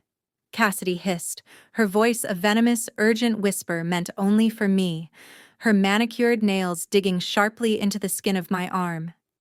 "Get out of here before I have security throw you into the street." I did not shrink back. I did not lower my eyes. I did not offer the obedient, trembling nod she had always expected. I looked down at her hand gripping my arm, and then I looked directly into her terrified eyes. With a single swift, fluid, entirely effortless motion, I twisted my arm sharply upward, breaking her grip instantly. Cassidy stumbled backward, her eyes widening in shock at my sudden, decisive physical defiance. I reached out smoothly and took a full champagne flute from the tray of a frozen, wide-eyed waiter standing nearby. I turned my full attention back to the assembled crowd, raising the crystal glass high into the air. "I wouldn't do that, Cass," I said, my voice projecting clearly and flawlessly across the silent, breathless room. "I'm here to give a toast." The crystal flute felt perfectly balanced in my hand. I took a slow, deliberate sip, letting the crisp, expensive champagne slide down my throat as the entire grand conservatory held its collective breath. The silence was heavy, thick with the overpowering scent of imported orchids and the sudden, overwhelming weight of impending dread. Before I could utter another word, my mother shattered the quiet. Barbara surged forward from the head table, her face a blotchy, furious red that clashed horribly with her emerald evening gown. She shoved past a paralyzed waiter, her eyes wide with manic, unprocessed rage. She was completely and fundamentally unequipped to handle my defiance. "You ungrateful wretch!" Barbara hissed, her voice vibrating with decades of unchecked toxicity. carrying with devastating clarity across the silent room. You just couldn't stand seeing your sister and brother-in-law happy. You are a stain on this family. Her accusation made perfect, twisted sense within the sick internal logic of our family dynamic. Cassidy and Tyrone had brokered this entire fraudulent union. They had introduced Gavin to Heather, using my husband as a corporate pawn to secure their own privileged access to Richard's billionaire real estate empire. My presence was not merely a threat to Gavin's bigamous wedding, it was a direct threat to the massive financial kickbacks and elite social elevation that Cassidy and Tyrone were expecting to receive for facilitating the match. I was jeopardizing their payout, and in my mother's distorted eyes, disrupting her golden child's happiness was the single most unforgivable sin imaginable. I did not flinch at her insult. I simply shifted my cold, steady gaze past my mother's trembling shoulders toward the head table. Gavin looked as though the solid marble floor had simply dissolved beneath his feet. The polished, charismatic corporate shark had been replaced entirely by a cornered, terrified imposter. He lunged forward, grabbing Heather's forearm in a frantic, white-knuckled grip, attempting to physically drag her away from the center of the room. He knew exactly what I was capable of. His survival instinct was screaming at him to flee the building. "We need to leave," Gavin stammered, his voice cracking loudly and publicly. "Heather, we need to go right now." But Heather anchored her designer heels into the marble floor and ripped her arm violently from his grasp. She possessed the fierce, blind arrogance of a woman who had never once in her privileged life been denied anything she wanted. She glared at me with frantic, desperate contempt, her eyes sweeping over my tailored crimson gown. She recognized me instantly, the plain, submissive accountant from the Vanguard break room whom she had mocked with casual cruelty just days prior. She still believed she held the upper hand, completely oblivious to the federal cyber trap I had already sprung around her. "Who let this Vanguard loser in here?" Heather screamed, her shrill voice echoing sharply off the vaulted glass ceilings. She turned to the frozen security guards near the grand entrance. "Throw her out. She is a deranged employee obsessed with my fiancé." Her fiancé. The word hung in the perfumed air, pathetic and utterly absurd. I stepped smoothly around my mother and closed the distance to the head table. The crowd of wealthy elites parted before me like the Red Sea before a force they instinctively understood they could not stop. I reached into my clutch and produced a small black universal remote. I had intercepted the AV technician in the service corridor moments before pushing through the oak doors, relieving him of his equipment with a crisp $100 bill and a polite request to take an early break. I raised the remote and pointed it directly at the massive projector screen positioned behind the head table. The screen was currently displaying a sickeningly sweet slideshow of Gavin and Heather, high-resolution images of them kissing on yachts, skiing in the Alps, and toasting with champagne in a continuous, nauseating loop. A carefully curated celebration of their stolen luxury. I smiled, my thumb resting lightly on the central button. "You always did love a good presentation, Gavin." I pressed the button. The romantic montage vanished instantly. The screen went pitch black for a fraction of a second before a new image illuminated the entire room with unforgiving clarity. It was not a photograph. It was a scanned, legally binding document, magnified to 10 feet tall. Every signature, every official state seal, and every date was rendered in crystal clear, irrefutable detail. It was my active marriage certificate, explicitly listing Diana and Gavin as legally wedded spouses under the full protection of the law. "Surprise, Heather," I said, turning to face her with a cold, razor-sharp smile. "You're marrying a currently married man." A collective, deafening gasp erupted from the high society guests. The sound of 100 wealthy socialites simultaneously realizing they had been unwitting guests at a criminal enterprise was nothing short of a symphony. Heather's billionaire father, Richard, dropped his crystal glass. It shattered against the floor, but no one moved to clean it up. The color drained entirely from Richard's face as he stared at the massive, indisputable proof of Gavin's deception. He was a man who prided himself on meticulously vetting every person in his orbit, and he had just realized that a mid-level corporate grifter had successfully infiltrated his family and publicly humiliated him in front of his entire peer group. Gavin took a desperate step back, his hands raised defensively, sputtering fragmented, incoherent syllables. "It is fake," he finally choked out, his voice shrill and vibrating with barely contained panic. "Richard, Heather, I swear to you, it is a forgery. She is a disgruntled employee. She works in my accounting department." I took another measured step forward, setting my champagne flute down with deliberate calm on the pristine white tablecloth. "It is a matter of public record, easily verified by anyone in this room with an internet connection and 30 seconds of free time," I replied smoothly. "And you are exactly right, Gavin.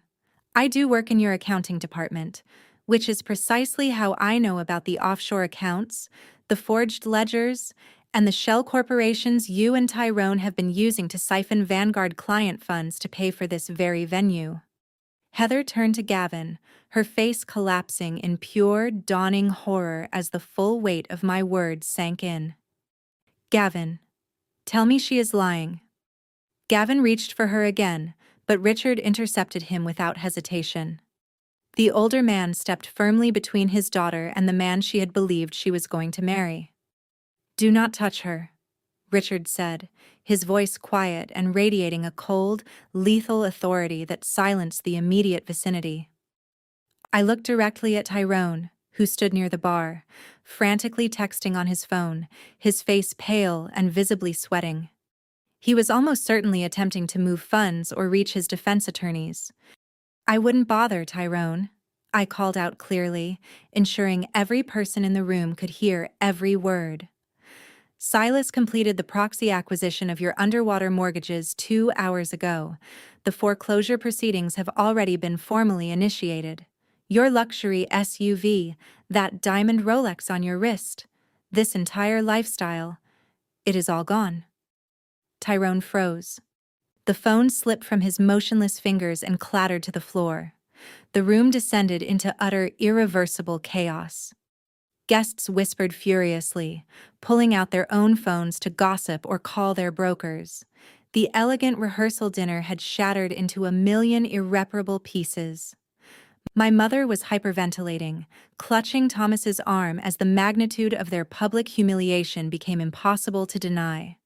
They had spent decades painstakingly curating an image of untouchable, high society perfection. Now they were standing in the center of a spectacular criminal implosion, fully exposed before the exact people they had spent their entire lives trying to impress. I stood amidst the wreckage feeling entirely, profoundly calm. Gavin broke the silence with a sound that was half gasp and half shriek. The polished, charismatic financial advisor had completely evaporated, leaving behind only a frantic, sweating imposter in an expensive jacket. He stepped directly into the path of the projector, letting the harsh white light of our active marriage certificate wash over his face, attempting to physically block the truth from the horrified high society guests surrounding him. "She is completely insane," Gavin yelled, turning desperately toward Richard with his palms spread open in a pleading, subservient gesture utterly incompatible with the man he had claimed to be. "I swear to you, Richard, I signed the divorce papers. We finalized the separation months ago. She is a bitter, obsessed woman who refuses to accept reality. I have the waiver to prove it." Richard did not move a single muscle. The billionaire real estate magnate simply stared at Gavin with an expression that hardened by degrees into a mask of lethal, aristocratic disgust. Heather was weeping openly now, her hands covering her face as the whispers of her wealthy peers echoed off the vaulted glass ceilings above. Gavin plunged his shaking hand into his pocket and ripped out his smartphone, nearly dropping the device onto the marble floor. I have the legally binding postnuptial waiver right here, he stammered. She signed it in my office. She relinquished every single claim to my assets and formally acknowledged the termination of our marital status. I digitized the scan myself. Gavin frantically swiped at the screen, his thumb slipping repeatedly against the glass as panic dismantled his fine motor control. He navigated to his secure cloud storage application, his breath hitching with desperate, premature relief as he located the file. He thrust the illuminated phone screen directly into Richard's face. Heather leaned in, her tear-streaked face hovering over her father's shoulder. The surrounding guests, including my own ashen parents, craned their necks, straining to inspect the digital evidence of my supposed total defeat. I stood perfectly still, smoothing the fabric of my crimson gown, and watched a collective wave of absolute bewilderment wash over every face in the room. Richard squinted at the screen, his thick eyebrows drawing together in deep, furious ridges. He did not look relieved. He looked insulted by the very act of being shown it. "There is nothing here, Gavin," Richard growled, his voice dropping an octave, carrying the full, dangerous weight of a man who had spent a lifetime destroying his enemies without raising his voice. "What are you talking about?" Gavin snatched the phone back and stared at the bright screen. His eyes widened to the size of saucers. He tapped the glass frantically, zooming in on the bottom of the scanned legal document. The dense, aggressive legal text was perfectly legible, outlining his ruthless terms of separation and total asset protection in clinical, unambiguous language. But the signature line at the very bottom was completely, undeniably, blank. There was no ink. There was no authorization. The notary seal beside it was rendered entirely void without a signature to witness. The digital file he had been so proudly displaying to the room was nothing more than a worthless, unexecuted piece of paper. Gavin's jaw dropped open. He stared at the blank white space as though his brain had simply refused to process the visual data being fed to it. He tapped the screen again, scrolling wildly up and down the document, searching with mounting hysteria for a signature that did not exist. He did not know about the specialized thermal degrading pen I had purchased from a tactical espionage supplier online. 2 weeks prior, I had sat in his immaculate home office, weeping carefully manufactured tears, while I signed away my financial future with that very pen. I had let him snatch the paper from my trembling hands with a triumphant, condescending sneer, utterly convinced of his own victory. He had immediately fed the document through his high-speed, laser-heated office scanner to digitize the file for his corporate lawyers. I had known the exact operating temperature of that specific scanner model. I had known precisely how the intense thermal exposure from the scanner glass would react with the chemical compound embedded in the customized ink. The heat had erased my signature permanently, completely, and instantaneously. I had legally signed nothing. Our marriage remained perfectly, unassailably intact, and every single legal protection that came with it belonged entirely to me. "It was right here," Gavin shrieked, his voice echoing shrilly across the silent room. He tapped the phone glass so hard the sound reverberated like a crack of bone. She signed it. I watched her sign it with my own eyes. "You are showing me a blank page, you absolute fraud," Richard stated, his voice flat and lethal. He took a deliberate, highly visible step away from Gavin, physically severing his association with the disgraced man as though cutting a gangrenous limb. Heather let out a loud, humiliated sob and buried her face in her father's shoulder. My mother Barbara attempted a desperate, utterly foolish intervention.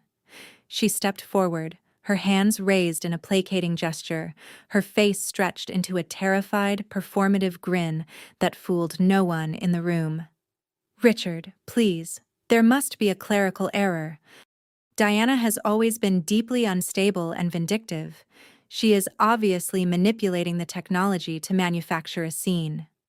"Shut up, Barbara," I commanded. The sharpness of my voice snapped through the opulent conservatory like a physical strike. My mother visibly recoiled, her mouth snapping shut with an audible click. She had never once heard me raise my voice in 27 years of calculated submission.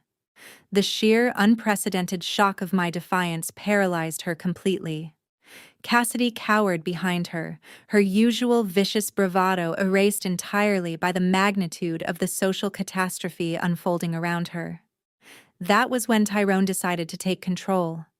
He pushed his way through the frozen crowd to the front of the room, his massive frame radiating aggressive, volatile intimidation. The veins in his thick neck bulged visibly against the tight collar of his dress shirt. He understood, with the street-level instincts of a practiced grifter, that the situation was devolving rapidly from a social embarrassment into a catastrophic financial and legal liability. If my marriage was legally active, his entire embezzlement pipeline was completely exposed. He had to neutralize the threat immediately, before Richard started asking pointed questions about exactly where the venue deposit had originated. Tyrone stepped up, furious and visibly sweating, closing the distance between us with deliberate menace.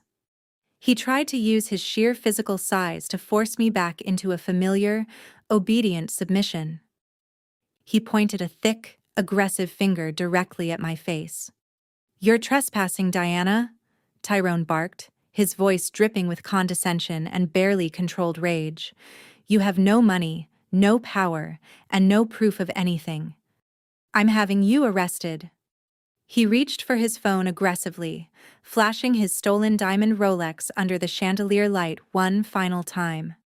A desperate, reflexive attempt to assert his dominance over a woman he still fundamentally believed was destitute and powerless. I stood my ground without flinching, looking up calmly at his red, sweating face. Then I let out a sharp, genuinely amused laugh. The sound cut through the heavy, suffocating tension in the room like a blade, causing Tyrone to falter visibly. His pointing finger lowered slightly, genuine confusion breaking through the crust of his arrogant fury. "Oh, Tyrone," I said, my voice resonating with icy, calculated triumph. "I was hoping you'd say that." I raised the black universal remote, aimed it squarely at the giant projector screen, and pressed the button. The marriage certificate vanished instantly. The projector plunged into total darkness for a fraction of a second before a pulsing neon green digital audio waveform blazed to life, illuminating the entire room in an eerie, clinical glow. The Belmont Estates state-of-the-art surround sound system, previously calibrated for the gentle, melodic hum of a live string quartet, suddenly amplified the incoming audio file to a deafening, inescapable volume. The recording crackled briefly before Tyrone's voice boomed across the grand conservatory, thick with arrogant greed, captured in perfect, damning clarity by the micro-recorder I had taped beneath the center console of his luxury SUV weeks prior. "Just forged Diana's signature on the $5 million trust," Tyrone's voice echoed off the crystal chandeliers. "The stupid girl will never know. She does not even read the paperwork I hand her." The room inhaled sharply as one organism, but the audio was not finished. My own father's voice answered him next. Thomas sounded crisp, authoritative, and utterly devoid of any paternal warmth. It was the cold, calculated tone of a man negotiating a hostile corporate takeover, not a man discussing the deliberate financial ruin of his own daughter. "Make sure the transfer is seamless, Tyrone," Thomas commanded from the speakers. "Put it directly into Gavin's shell company. We need that capital to secure the Belmont deposit immediately and keep Richard completely in the dark regarding our actual liquidity. Do not leave a paper trail linking back to my accounts." The recording clicked off, plunging the room into a heavy, suffocating silence. The casual, methodical sound of their financial treason hung in the perfumed air like a toxic cloud, poisoning every corner of the carefully constructed venue. I watched my father stagger backward, His hand flew to his chest, gripping the lapel of his expensive tuxedo as his knees buckled visibly beneath him. For a man who had worshipped his public image above every other earthly consideration, having his voice broadcast a federal confession to a room packed with billionaires was a literal cardiac event. His painstakingly constructed facade of the wealthy, respectable patriarch was actively burning to ash in front of his most important peers. Barbara turned the color of chalk. The artificial high society smile melted completely from her face, leaving behind the terrified, hollow expression of a woman who had just grasped that her country club membership was about to be permanently replaced with a federal indictment. She reached out to steady her husband, but her hands were shaking too violently to be of any practical use. The high society guests reacted with brutal, self-preserving efficiency. The wealthy elite do not tolerate messy public criminality. It is a contagion they avoid with the same aggressive instinct as a plague. Men in bespoke suits and women draped in couture gowns began stepping backward in unison, a slow and deliberate choreography of calculated social abandonment. Within seconds, a wide, empty circle had formed around my family on the marble floor. They were suddenly entirely isolated, quarantined like a terminal disease by the very people they had spent their entire lives trying to impress. Heather, sensing her entire constructed world collapsing around her, turned violently on Gavin. Her survival instinct demanded she sever herself from the sinking ship immediately and publicly. Her tear-streaked face twisted with pure aristocratic fury. She needed the assembled room to view her as nothing more than a tragic victim of Gavin's elaborate deception. "You used stolen money to buy my ring," Heather screamed, her voice cracking with unhinged hysteria. She raised her hand and swung it with astonishing, unrestrained speed. The massive diamond engagement ring caught the chandelier light a fraction of a second before her palm connected with a sharp, resounding crack across Gavin's cheek. The sound rang out cleanly, echoing through the breathless room. Gavin stumbled sideways, clutching his face, utterly paralyzed by the total implosion of his carefully constructed master plan. "You dragged me into this pathetic, low-class scheme," Heather shrieked, pointing a manicured finger directly at his chest. "You lied to me. My father will destroy you. You are nothing but a common thief." I stood near the head table holding my remote, watching her performative outrage with cold, undisguised disgust. She was playing the innocent, deceived bride with impressive technical skill, banking entirely on her family's wealth to shield her from the inevitable fallout. "You can drop the innocent victim routine right now, Heather," I said, my voice slicing through her manufactured hysteria with surgical precision. "You are not a casualty in this situation. You are a willing co-conspirator."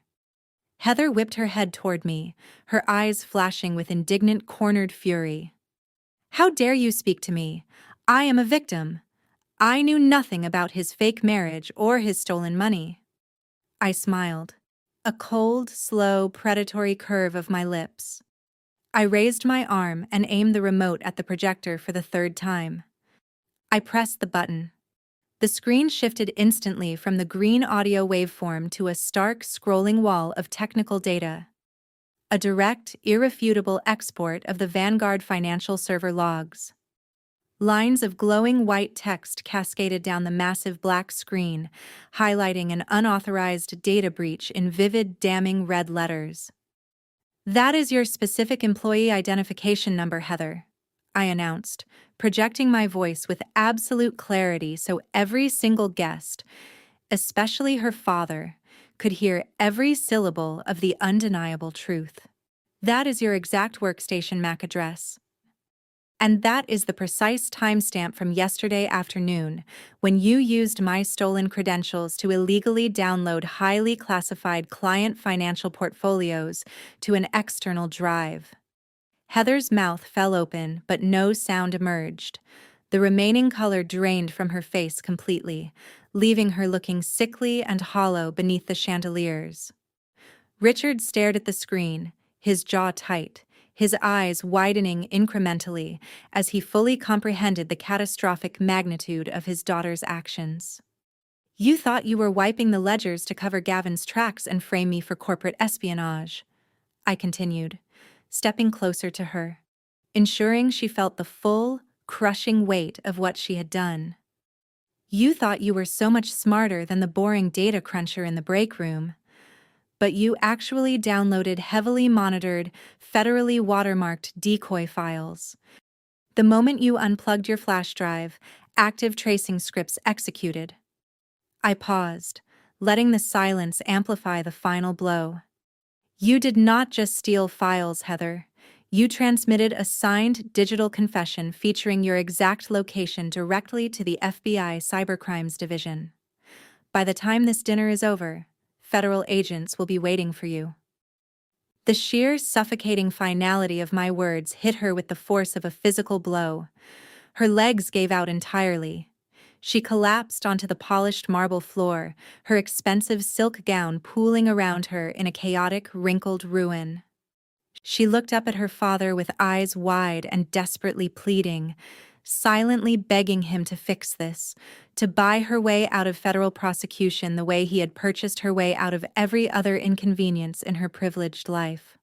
But Richard did not reach down to help his daughter. He did not offer a single word of comfort or reassurance.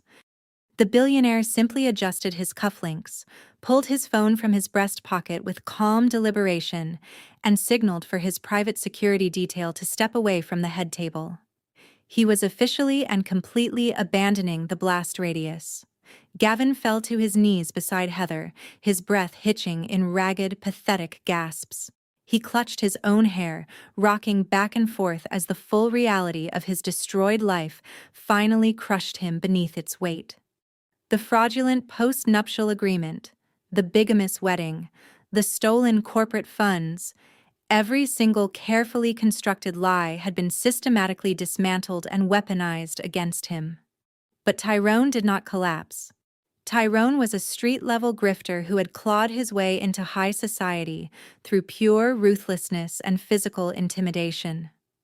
When cornered, his only remaining instinct was violence. The realization that I had frozen his assets, foreclosed his properties, and publicly annihilated his reputation in front of the very people he had spent years trying to impress triggered a terrifying, explosive rage. The veins in his forehead throbbed with visible fury. His eyes went entirely dark with murderous intent. He let out a guttural roar that rattled the crystal glassware on every table within 20 feet. Tyrone lunged at me. He shoved past my paralyzed mother, knocking her hard into the base of a massive floral arrangement. He charged across the open marble floor, his massive fists clenched tight, his heavy shoulders dropping as he prepared to tackle me to the ground. Guests screamed and scrambled backward in a panicked stampede to clear his path of destruction. Cassidy shrieked his name, reaching out to grab the back of his tuxedo jacket, but he ripped free of her grasp with effortless, terrifying force. "I will kill you," Tyrone bellowed, spittle flying from his lips as he closed the final few feet between us. I did not flinch. I did not take a single step backward. I did not break eye contact with the massive, enraged man barreling directly toward me. With practiced, absolute precision, I reached my left hand into my crimson clutch. My fingers wrapped around cold, heavy metal. I ripped my hand upward in a blindingly fast arc and slammed the object directly onto the polished mahogany surface of the head table. It hit the wood with a sharp, resonant clatter that cut through the screaming crowd like a gunshot fired at close range. Tyrone froze. His forward momentum died entirely. His expensive leather shoes skidded against the marble floor as he stopped mere inches from me, his chest heaving. He stared down at the object resting on the table between us. It was a heavy metallic badge housed in a reinforced leather wallet. The bright gold eagle and the stark, deeply engraved lettering caught the full glow of the overhead chandeliers, unmistakable and undeniable. It bore the official seal of a federal forensic investigator. The silence that fell over the grand conservatory was absolute. The heavy, breathless quiet of a room full of people who had just witnessed a masterclass in long-game deception. Tyrone's eyes bulged. He stared at the badge, then looked slowly up at my face. The murderous rage in his eyes was replaced in an instant by a profound, paralyzing terror that he could not hide. He took a stumbling step backward, his hands rising defensively into the air above his head. "I am not just a data cruncher, Tyrone," I said, my voice cutting through the dead silence with cold, lethal authority. "I am the lead forensic analyst contracted by the Internal Revenue Service and the Federal Bureau of Investigation. And you just confessed to federal wire fraud, money laundering, and grand larceny in a room full of witnesses." I turned my gaze away from the shaking, sweating man and looked directly at my parents. Barbara was clinging to the edge of a table with both hands, her face a mask of absolute, uncomprehending shock. Thomas looked as though he was struggling to draw breath, his hands still pressed tightly against his chest. "For 5 years," I said, my voice echoing clearly across every corner of the room. "You told your country club friends that I was a glorified secretary. You mocked my practical clothes, my modest apartment, and my boring corporate job. You told Cassidy she was the success story of this family because she had married a man with a flashy car and an offshore bank account. You never once asked what my actual job title was. You never asked what I actually did at Vanguard Financial." I stepped around the table, picking up my badge and snapping the leather wallet shut with a sharp final click.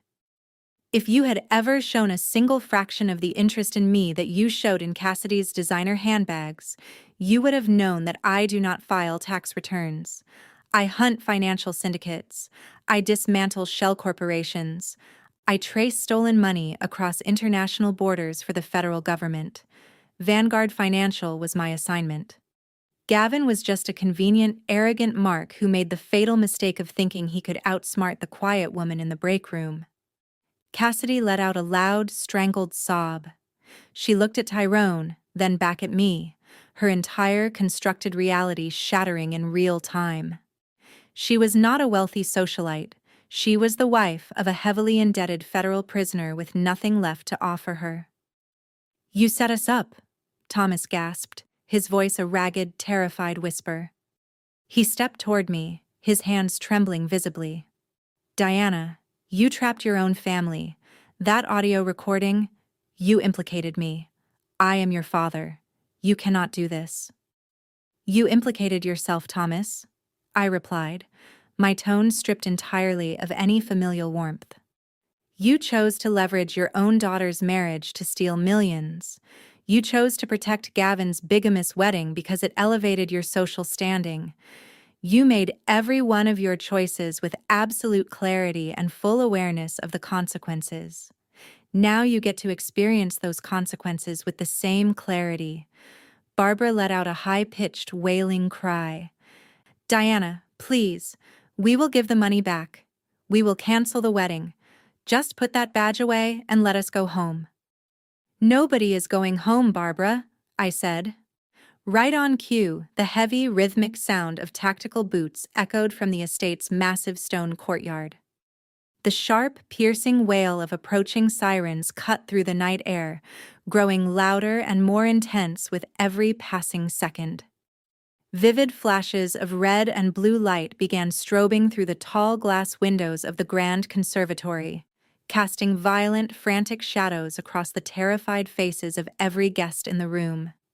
The federal strike team had arrived. The heavy oak doors I had pushed open just minutes ago were violently thrown wide. A dozen tactical agents flooded the grand conservatory, moving with a synchronized, terrifying efficiency that instantly drained whatever defiant oxygen remained in the room. They wore black tactical gear, their radios crackling with clipped, authoritative commands. The blinding sweep of their mounted flashlights completely eclipsed the soft, romantic glow of the crystal chandeliers. The stark, brutal contrast between the violent reality of federal law enforcement and the manufactured opulence of a billionaire rehearsal dinner was absolute and total. The melodic clinking of crystal glasses was replaced by the heavy, rhythmic thud of combat boots marching across pristine marble. Tyrone, the street-level grifter disguised in a bespoke tuxedo, abandoned his aggressive posturing the very instant he registered the raid jackets. His survival instinct overrode his arrogance completely. He shoved past my paralyzed mother, sending her stumbling sideways into a massive floral arrangement, and bolted toward the kitchen service corridor. Gavin, finally shaken out of his catatonic stupor by the sudden violence erupting around him, scrambled frantically right behind him. The polished corporate shark who had spent years legally insulating himself behind shell companies and offshore accounts, now just a terrified, desperate man slipping wildly on expensive Italian leather shoes. They did not make it far. The kitchen doors burst open from the other side. A secondary tactical unit had already secured every service entrance, anticipating the precise escape route cowardly men instinctively choose. Tyrone, blinded by adrenaline, attempted to throw a heavy, desperate punch at the lead agent blocking his path. It was a spectacular miscalculation. The agent deflected the sloppy blow effortlessly, stepped inside Tyrone's guard, and swept his legs entirely out from under him. The massive man hit the polished marble floor with a sickening, heavy thud that vibrated through the very soles of my heels. Two agents immediately pinned him down, a tactical knee pressing firmly between his shoulder blades to neutralize his thrashing weight. Gavin did not even attempt a physical fight. He tripped over Tyrone's flailing legs and crashed face-first onto the hard stone. An agent was on him in a fraction of a second, grabbing his wrists and wrenching his arms sharply behind his back. The metallic ratcheting of handcuffs echoing over the string quartet's abandoned instruments was the final, definitive end to their corporate syndicate. The untouchable golden boys of my family's carefully cultivated social circle, the men they had proudly, publicly chosen over me, were now pressed face down against the cold floor, gasping for air beneath the crushing weight of federal authority. Across the room, a female agent approached the head table with calm, predatory focus. Heather was backing away in small, desperate steps, her hands raised defensively, her expensive silk gown tangling around her ankles. She looked frantically toward the shadows where her father had been standing just moments before. But Richard had already stepped further back, flanked entirely by his private security detail. The billionaire real estate magnate was ruthlessly cutting his losses, abandoning his daughter entirely to protect his own corporate empire from the radioactive fallout of her very public crimes. "Heather Sterling?" the agent stated, her voice projecting a flat, emotionless authority that cut cleanly through the ambient panic. "You are under arrest for corporate espionage, unauthorized access to a protected federal database, and tampering with digital evidence." Heather let out a guttural, terrifying scream. She thrashed wildly, her manicured nails clawing at the air as the agent efficiently secured her wrists. "Do you know who my father is?" she shrieked, her voice cracking as mascara-stained tears streaked down her face. "I am innocent. He made me do it. Gavin told me it was just a routine corporate audit. Daddy, help me." The agent ignored her hysterical pleas with practiced calm, reciting her Miranda rights over the deafening, escalating sobs. Heather's entire life of absolute privilege, a life spent casually destroying people like me for pure, reflexive sport, evaporated the exact moment those zip ties tightened around her wrists. The high society guests were utterly silent now, watching the spectacular destruction of the Sterling and Belmont empires, with the morbid, self-preserving fascination of people who were already mentally calculating how to distance their personal brands from the wreckage. They were quietly rewriting their own histories in real time. And then, there was my mother. Barbara had watched her golden son-in-law get tackled to the floor like a common criminal. She had watched her wealthy social connections sever ties in real time, physically backing away from her as though she carried a virulent plague. The grand illusion she had sacrificed my entire childhood to construct was dead. The social elevation she had craved so desperately her entire life had been replaced by imminent federal prosecution. She collapsed to her knees on the marble floor. Her emerald evening gown pooled around her, soaking up the spilled champagne from Richard's shattered glass. She looked up at me, her face completely stripped of the aristocratic arrogance she had worn like armor for 27 years. She was hyperventilating, her chest heaving with desperate, jagged breaths as her perfectly styled hair fell in frantic wisps around her bare, terrified face. She began to crawl toward me. The woman who had ordered me to scrub her driveway so her elite guests would not have to look at my practical car was dragging herself across the dirty marble floor on her hands and knees. She reached out her shaking hands and clutched desperately at the hem of my tailored crimson gown. "Please, Diana."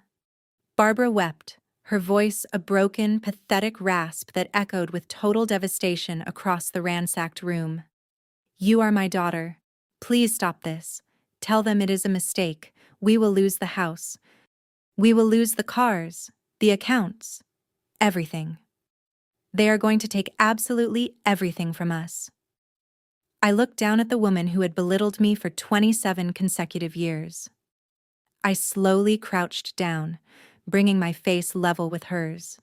The expensive floral perfume she always bathed in could not mask the sour, acrid stench of her sheer panic beneath it. The heavy tactical boots of the federal agents continued to stride past us, sharp commands echoing through the grand conservatory as they secured every corner of the perimeter. The elite guests, the billionaires and socialites my mother had spent her entire adult life desperately trying to impress, were being herded toward the exits, whispering furiously and recording the spectacular downfall of the Belmont family on their phones with barely concealed delight. I reached into my crimson clutch for the final time. My fingers brushed past the empty space where my federal badge had been and closed around a thick, neatly folded stack of heavily stamped legal documents. I pulled them out and dropped them directly into her trembling lap. "You already lost the house, Mom?" I said, my voice completely dead calm, stripping away the last remaining illusion she had left to cling to. "You lost it 3 months ago."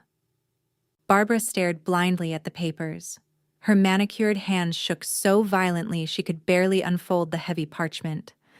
When she finally did, her eyes darted across the bold black ink, the federal seals, and the irrefutable transfer of deeds. She let out a choking, breathless gasp. "While you were busy letting Tyrone convert my childhood bedroom into a walk-in cigar humidor," I explained, keeping my tone as clinical and detached as if I were reading a quarterly weather report. "He was leveraging 3 illegal high-interest mortgages against the Belmont estate. He used your forged signatures to secure the capital for Gavin's offshore shell companies. He essentially stole your home right out from under you to fund his own fraudulent lifestyle, and you were far too busy bragging about his fabricated wealth to ever once check your own bank statements." Barbara shook her head frantically, her mouth opening and closing without producing any coherent sound. "You told everyone at the country club that I was a financial failure because I rented a modest apartment downtown instead of buying a flashy condominium," I continued, making sure every word landed with maximum clarity and weight. "You laughed openly when I refused to let Tyrone manage my savings. What you did not know was that my apartment was modest by deliberate design, because I was funneling every cent of my federal salary, along with the quiet inheritance Grandma Martha left me, into an anonymous proxy trust." I leaned in just a fraction closer, forcing her to hold my gaze. "When Tyrone's fraudulent shell companies began to collapse under the weight of my active federal investigation, his creditors panicked. They liquidated his held debt for pennies on the dollar to avoid total losses of their own, and my proxy trust purchased every single one of those mortgages." I paused to let it settle. "I own the Belmont estate, Mom. I own the luxury cars you leased under my forged name. I own the very marble floor you are currently crying on." A shrill, ear-piercing shriek shattered the air from across the room. Cassidy had been standing frozen, listening as her entire fairy tale existence evaporated into nothing. The manicured hands that had eagerly accepted stolen diamond necklaces were now pulling violently at her own hair in a frantic, unhinged panic. She looked at Tyrone, currently being hauled to his feet by two federal agents, his face scraped and bleeding from where it had been pressed into the marble floor, steel cuffs tied around his wrists. He was not a billionaire. He was a heavily indebted federal prisoner with no assets, no prospects, and no way out. Cassidy realized in one single crushing moment that she was completely penniless.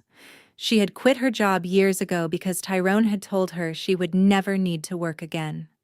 She had systematically alienated every genuine friend she had with her insufferable, relentless bragging. Now she was shackled to a cratering mountain of debt and a convicted felon. She dropped to her knees beside our mother, sobbing hysterically, her perfect makeup running down her face in dark, ugly streaks that ruined the designer gown beneath. "My credit cards," Cassidy gasped, clutching her chest as though she were physically suffocating. "The accounts are frozen. How am I supposed to pay for anything? Where am I supposed to go?" Thomas staggered forward at last, desperately attempting to summon the authoritative, commanding tone he had used to terrorize boardrooms and his own family for decades. "You cannot do this to your own blood, Diana," he demanded, his voice shaking with a pathetic, transparent mixture of rage and genuine terror.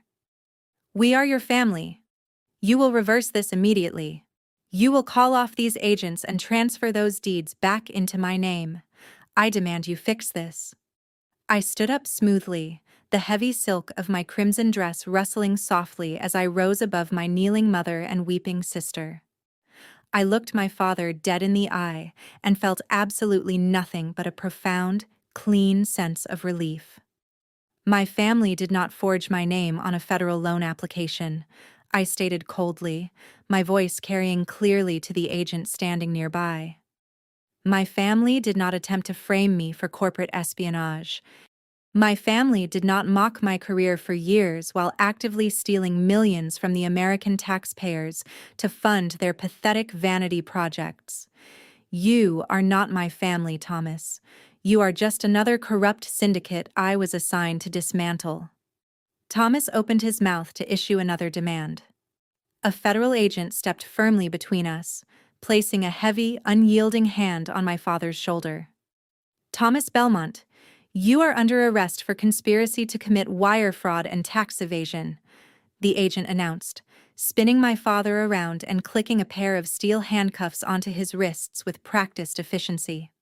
Thomas let out a sharp, indignant cry, but the agent marched him swiftly toward the grand entrance, dragging the formerly untouchable patriarch out of his own ballroom in complete, irreversible disgrace. I turned my back on Thomas without a second glance, dismissing his existence entirely, and looked down at Barbara and Cassidy. They were clinging to each other on the cold marble floor, two women who had worshipped status and wealth above every human consideration, left with absolutely nothing but the designer gowns on their backs and the terrifying, inescapable reality of their impending poverty. The remaining federal agents were already moving methodically through the estate, tagging artwork, seizing electronics, and photographing every room with systematic precision. "You have 48 hours to vacate my property," I announced, projecting my voice clearly so every surrounding agent could register the formal eviction order. "Do not attempt to remove any artwork, jewelry, or expensive furniture. It has all been officially inventoried and seized as federal evidence. You may take your personal clothing and absolutely nothing else." I paused, adjusting the line of my crimson dress, letting a cold and entirely satisfied smile touch my lips as I looked down at the woman who had spent my entire life engineering ways to make me feel small and invisible. "And Mom?" I said, my voice carrying the exact same practiced condescension she had deployed against me for 27 years. Don't forget to clean the garage before you leave. 6 months later, the dust from that explosive night at the Belmont estate had finally settled, leaving behind a completely unrecognizable landscape. The federal wheels of justice grind notoriously slow, but when fueled by irrefutable, ironclad digital evidence, they operate with terrifying, unstoppable efficiency. The resulting trial was less a legal battle and more a highly publicized corporate execution. The premier media spectacle of the year, broadcast across every major financial news network in the country. I sat in the gallery every single day, composed and unhurried, watching the systematic destruction of the people who had spent years trying to destroy me. Gavin lost his signature smirk the moment the prosecution played the audio recordings of him bragging about his fraudulent marriage. Tyrone shed his tough guy persona entirely when the money laundering ledger was projected onto the courtroom screens, detailing in meticulous, inexorable line items exactly how he had siphoned funds through overseas accounts. Heather, who had spent her entire pampered life shielded from all consequence by her father's billions, finally understood that Richard had cut her off completely and permanently. He did not attend a single hearing. He did not hire her a defense team. He left her entirely to the mercy of a public defender who looked exhausted simply standing beside her. The sentencing was swift and merciless. The judge handed Gavin a 15-year sentence in a federal penitentiary for wire fraud, identity theft, and bigamy. Tyrone received 20 years for racketeering, grand larceny, and threatening a federal agent. Heather, weeping hysterically, begging for a leniency she had never once extended to another human being in her life, was sentenced to 10 years for corporate espionage and evidence tampering. The untouchable elite were traded into orange jumpsuits, their country club memberships permanently revoked. The collateral damage, however, was what truly and finally balanced the scales. Thomas and Barbara lost everything. The federal seizure of the Belmont estate was absolute and total. Their bank accounts were frozen, their accumulated assets liquidated to pay off the massive legal penalties and back taxes they had generated while maintaining their fraudulent lifestyle for years. The high society friends they had spent decades carefully cultivating dropped them with brutal, immediate efficiency. Wealthy social circles treat poverty like a highly contagious disease, and my parents were suddenly patient zero. They now lived in a cramped two-bedroom apartment on the outskirts of the city, in a building that smelled faintly of boiled cabbage and old carpet. There were no crystal chandeliers, no sprawling manicured lawns, and certainly no driveway to assign to anyone else to clean. Thomas, a man who had once commanded corporate boardrooms with a word, spent his days arguing with the property manager about a leaking radiator. Barbara, who had once spent thousands on weekly spa treatments without a second thought, was now clipping grocery coupons and riding the public bus. The irony was almost poetic in its precision. They were finally living the exact ordinary paycheck-to-paycheck life they had mocked me for willingly embracing. But the most spectacular fall from grace belonged entirely to Cassidy. The golden child, the beloved socialite who had spent decades ridiculing my practical wardrobe and sensible career choices, had crashed back down to earth with zero safety nets waiting to catch her. With Tyrone's assets seized by the federal government and his offshore accounts drained to pay court-ordered restitution, Cassidy was left with absolutely nothing of substance. The designer gowns and diamond tennis bracelets were auctioned off to cover her mounting legal fees. Last week, out of nothing but pure, morbid curiosity, I drove past a worn-down 24-hour diner on a highway off-ramp outside the city. Through the greasy glass window, I saw her. Cassidy was wearing a stained polyester uniform, her hair tied back in a careless, exhausted knot, balancing a tray of dirty coffee mugs on one hip while wiping down a sticky laminate tabletop with a gray rag. She looked hollowed out, defeated, and decades older than her years.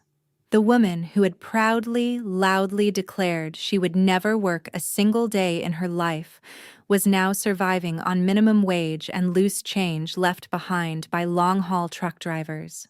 The illusion of the golden child was completely and permanently obliterated.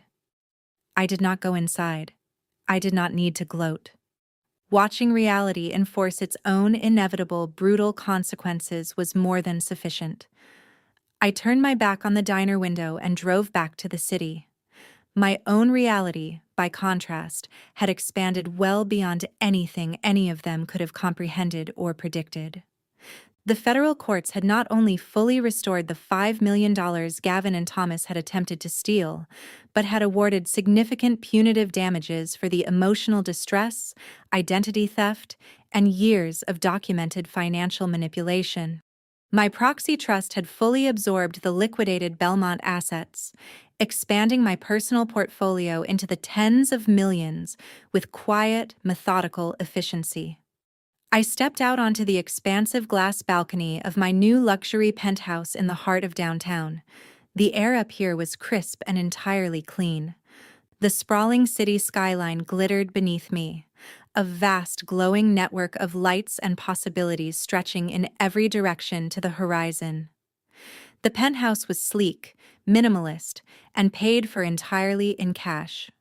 It was the ultimate physical manifestation of the quiet, invisible success I had spent years deliberately building in the shadows while my family chased cheap applause and cheaper validation. My phone buzzed in my pocket, cutting cleanly through the serene silence of the evening. The caller ID displayed the secure, encrypted line of the Vanguard Financial Executive Board. I swiped the screen and brought the phone to my ear. "Diana." The sharp, authoritative voice of the CEO greeted me. "The board has just concluded its final vote. Given your exceptional handling of the syndicate infiltration and your flawless recovery of the stolen corporate assets, the decision was unanimous." "I appreciate the update, sir," I replied, leaning comfortably against the glass railing. "It is my absolute pleasure to officially offer you the position of Executive Director of Forensic Operations. You will have full autonomy over your own division, a doubled operating budget, and a direct reporting line to me personally. Congratulations, Diana." "I accept," I said. A slow, deep sense of hard-earned vindication settled over me like a second skin. "I will have my new operational protocols on your desk by Monday morning." I ended the call and slipped the phone back into my pocket. I picked up my mug of dark roast coffee from the patio table and took a slow, deliberate sip. The warm, rich flavor was grounding, present and real in a way that nothing in the world of manufactured wealth and performed status ever truly was.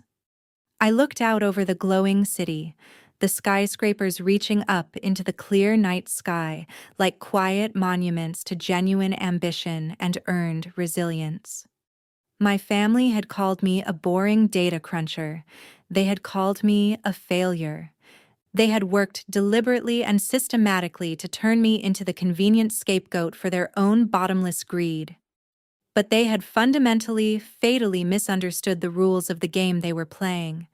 They had played for the audience. I had played for the board. The revenge was not merely sweet. It was perfectly, mathematically calculated. Every variable accounted for, every outcome anticipated, every move made exactly when and how it needed to be.